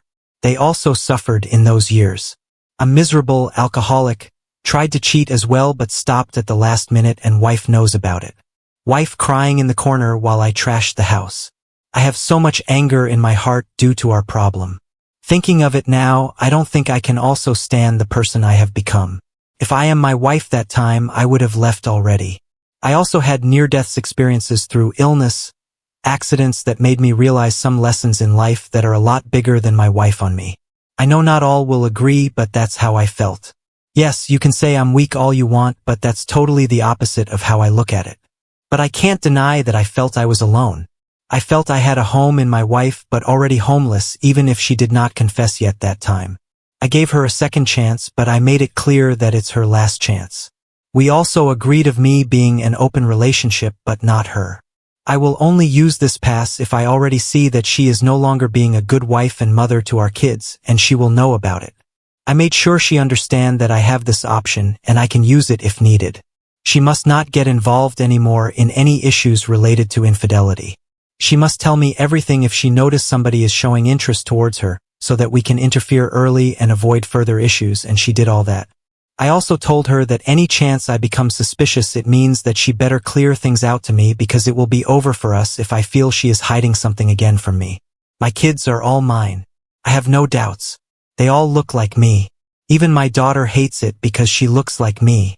No need for DNA testing, I guess. I also think, what if I just left 11 years ago? Yes, it's much easier, but I believe in God, and I know there is a reason why God did not allow it to happen. I also think, what if I leave now, but I feel it's not the best move as well. We are in a country that divorce is not an option, but we haven't meant. Maybe some of you really can't move on with infidelity, but for me, I am in the direction of accepting what happened, and it's a part of life. Life is cruel and unforgiving, but it's up to us if we let it consume us. God bless to all that are still hurting as well. I am with you, and I also pray that you find it in your heart to choose love instead of anger. Update 2. We are still working to reconcile, and I can say that time does really have a huge factor for me in dealing with all of this. I decided to stay and give it another chance, but with some changes in terms of our setup. We agreed that I have one pass to have another relationship and I can use this pass anytime I want, especially if I see that she is not serious about this reconciliation. The only condition is that she needs to know about it. She is now open with all her devices and will let me know if someone is trying to hit on her at work or anywhere in any way so that we can fix it early.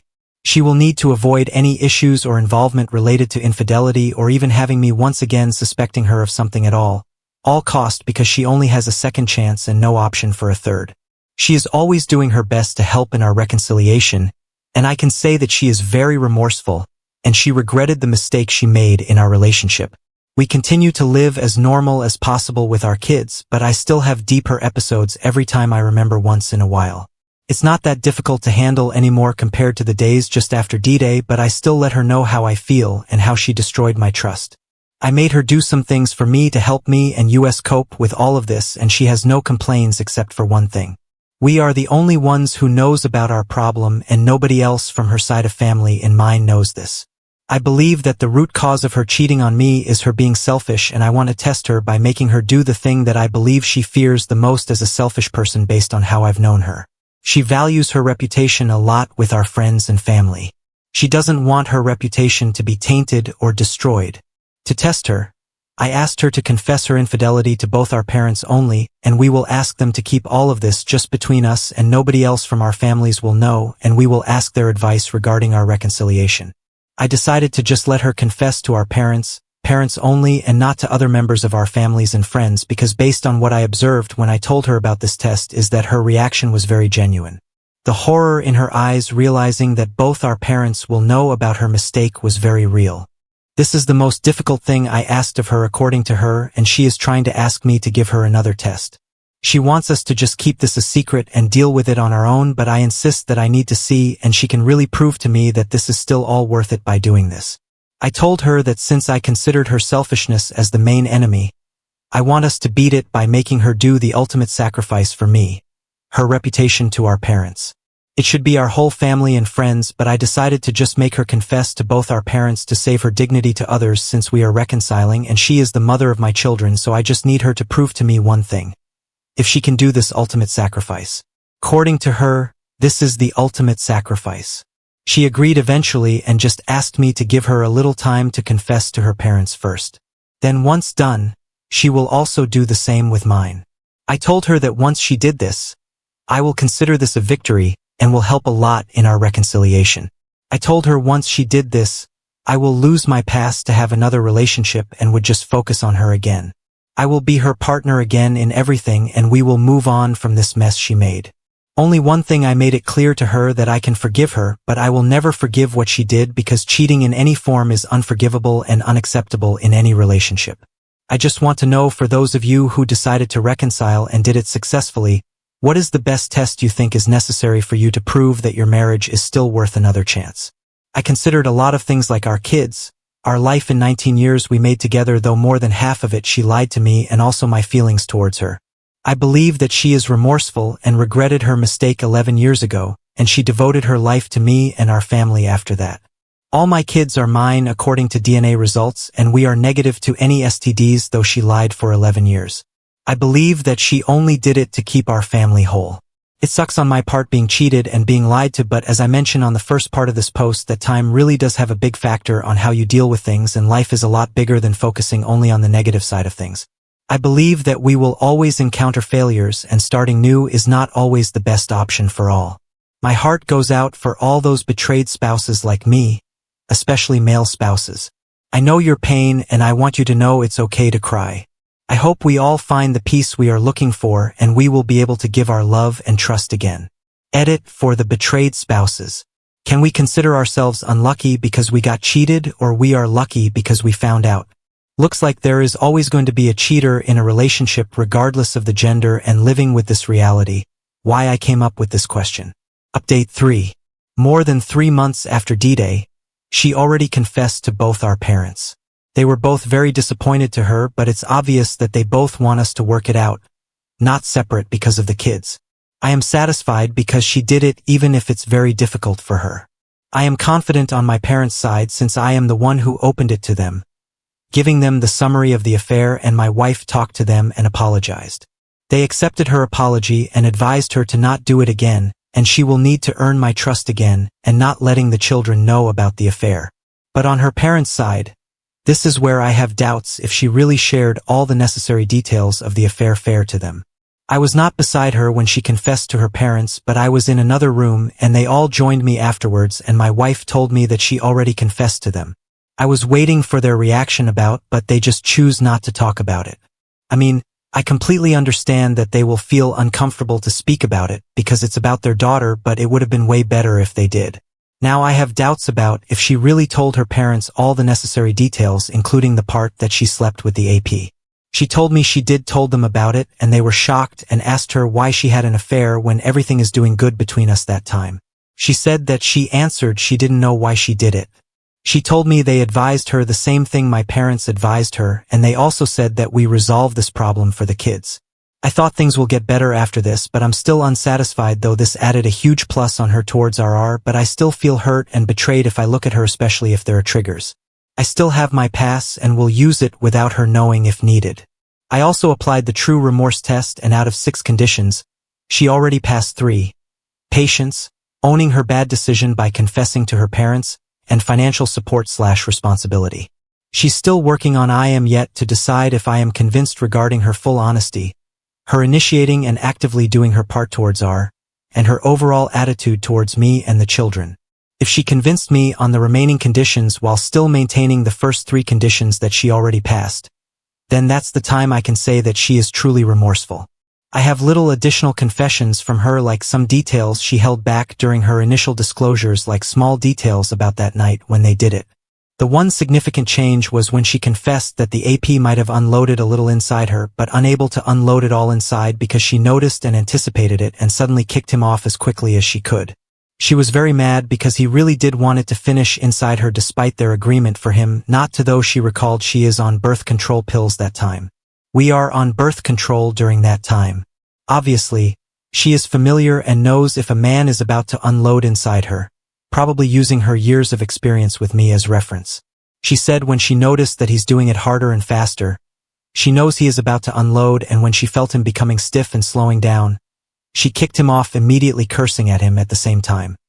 He protested and begged her to let him finish, but she already went to the bathroom and took a shower. This may sound crazy, and I did not believe her, of course, but she explained that she has nothing more to hide.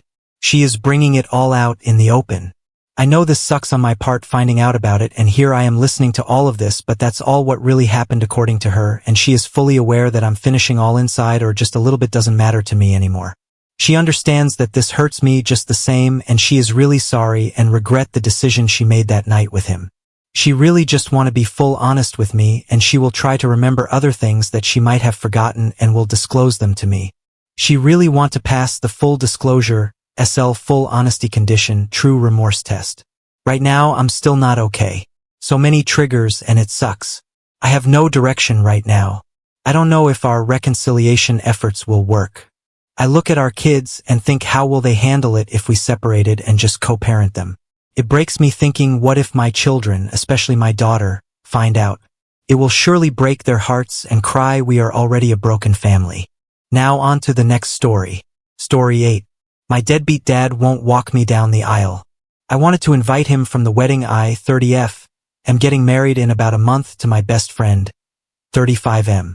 I did not grow up knowing my dad, 55M, very well, as him and my mom divorced when I was an infant. He remarried and had several kids with his new wife, who hates my very existence. There was a lot of hurtful things done when I was growing up, like not being allowed in her house when I visited, that led me to be estranged from my father. He never really made much of an effort, but after I was 18, I completely cut him off for my mental health and stopped answering the few calls he attempted. He tried to get into contact every once in a while over the years, but I honestly just ignored him. I was hurt and angry. About a year ago, I got back into contact with some extended family on his side and have been forging a good bond with all of them. I invited them all to our wedding, and they have been amazing. Eventually, I started speaking with my dad as well, back around Christmas, and it was tense at first, but I decided to just give him a chance. We have slowly been getting a semblance of a relationship back, and I saw him in person with my fiancé a couple months ago. His wife is not pleased at all, and apparently their kids, my half-siblings, all adults, are also upset about it. I think there were threats of divorce, but my dad still decided to go to my wedding. After a ton of thought, I asked my dad if he wanted to walk me down the aisle, as I had been hopeful for a better relationship, but he turned me down. I wouldn't be as upset if he gave a generic excuse, but he told me his wife and other daughter requested he does not walk me down the aisle, as that is reserved for his other daughter and not me. I am super hurt and not even sure what to reply to that with.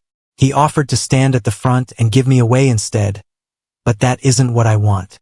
My fiancé thinks we should uninvite him and move on, but I'm not sure if that is the best course of action. He is coming from out of state with the rest of his family, so he already bought a plane ticket and hotel room.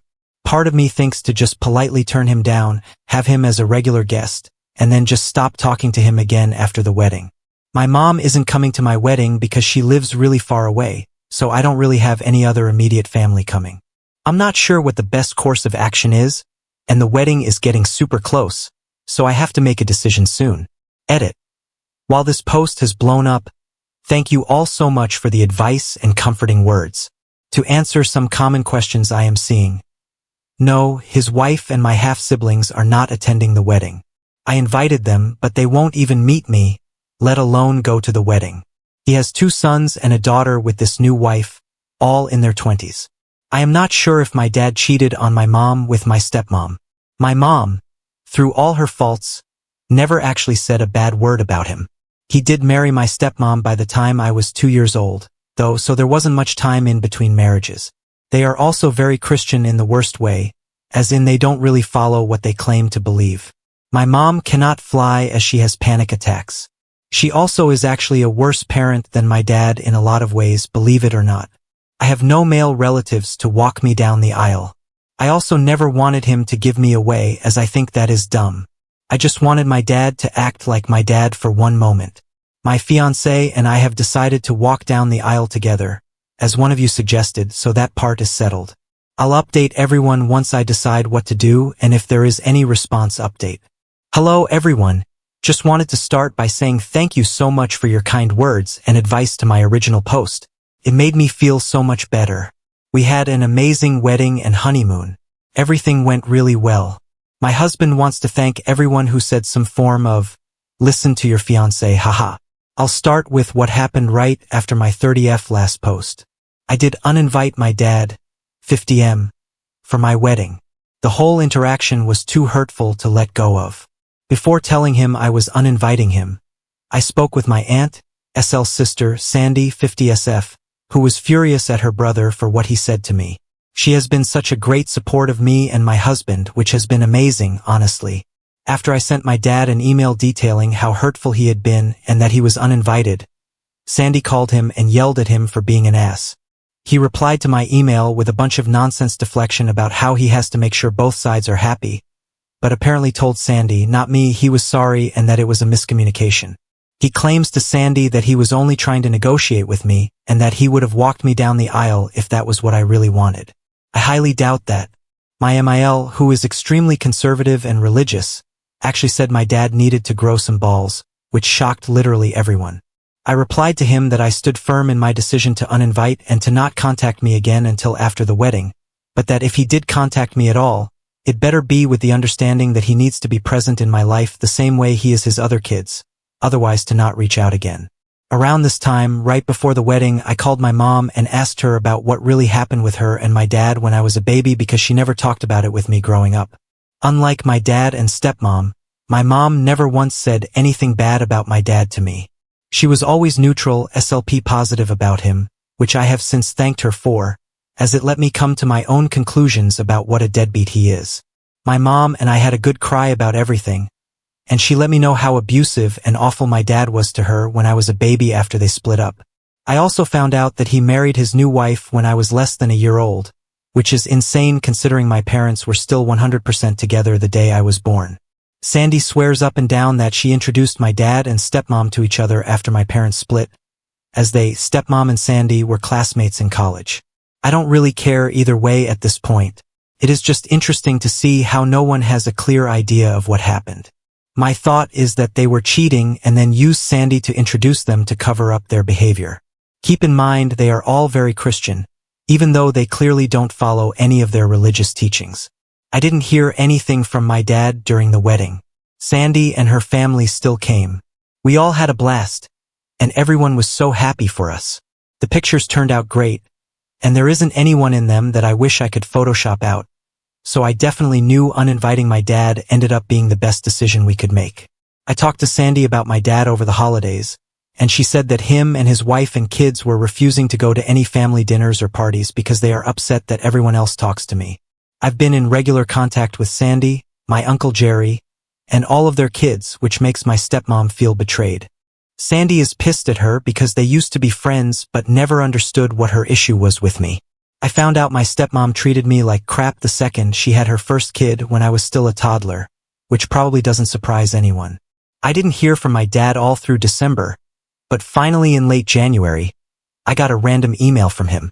He sent a long email blaming me for him not being in my life, telling me his wife and kids are more important, but that we need to still be in each other's lives. It was the most BS email he had sent me so far and completely disregarded my wishes back in October when I told him to not contact me unless he was going to treat me like his actual child. I ended up not responding and just blocking his email. I also told Sandy to not share any of the pictures or videos from the wedding with him and to not talk about me with him. I think this will be the end of the relationship with him since he clearly is incapable of being a parent to me.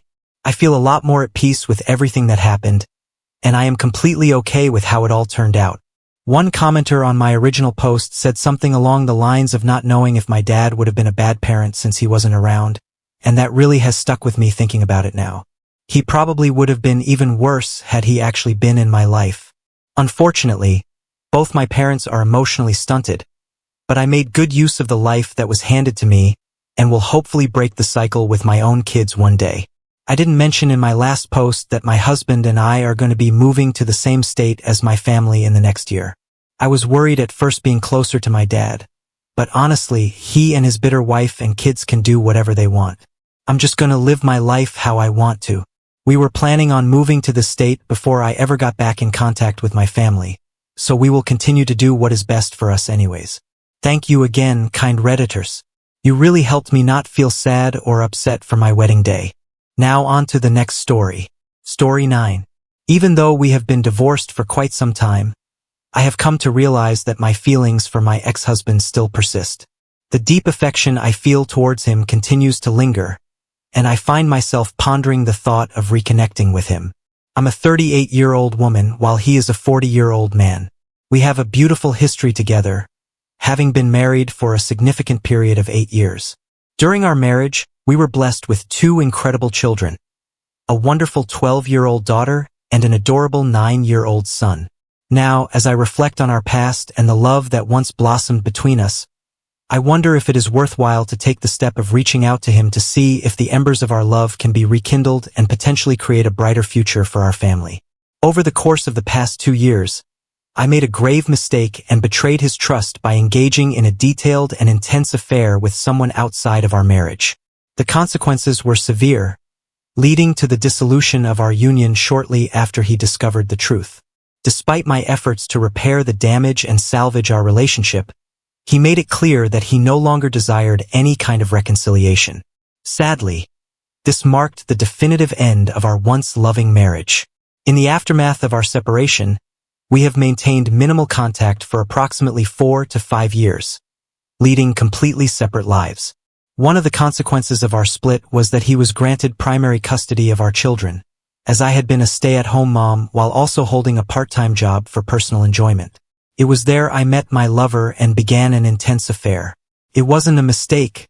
I take full responsibility for it. I've been in therapy for the last few years. It was harsh to realize what I put my ex-husband through. All lockdown and COVID had me taken down, but I realized that it also made me a better person. How so?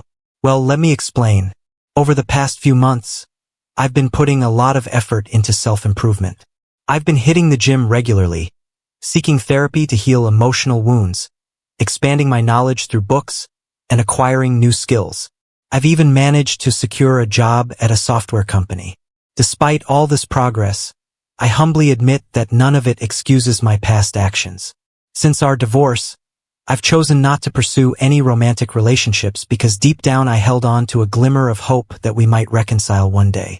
Although I wasn't content with our marriage, I eventually realized that my own insecurities played a significant role in our difficulties rather than solely blaming him for our problems. He had crippling depression, and I couldn't be a better wife. Instead, I cheated and broke him even more. You can call me a selfish person because I was at that time. I was cheating. I'm not trying to sweep it under the rug. He's awesome, and no way I can ever compete with him. He certainly deserves way more and better than me. He has legitimate reasons not to ever date me because I stabbed him in the back. But I wish for one single chance to prove myself. I asked my kids about their dad whenever they were here. I also asked if he was dating. They said no, he wasn't. Of course, it does not give me the right to reach out to him, but I can't stop thinking about him. For a span of 5 long years, which amounts to a staggering 1,800 days, I have patiently lingered in anticipation, yearning for this very moment. One undeniable truth reigns supreme throughout my being.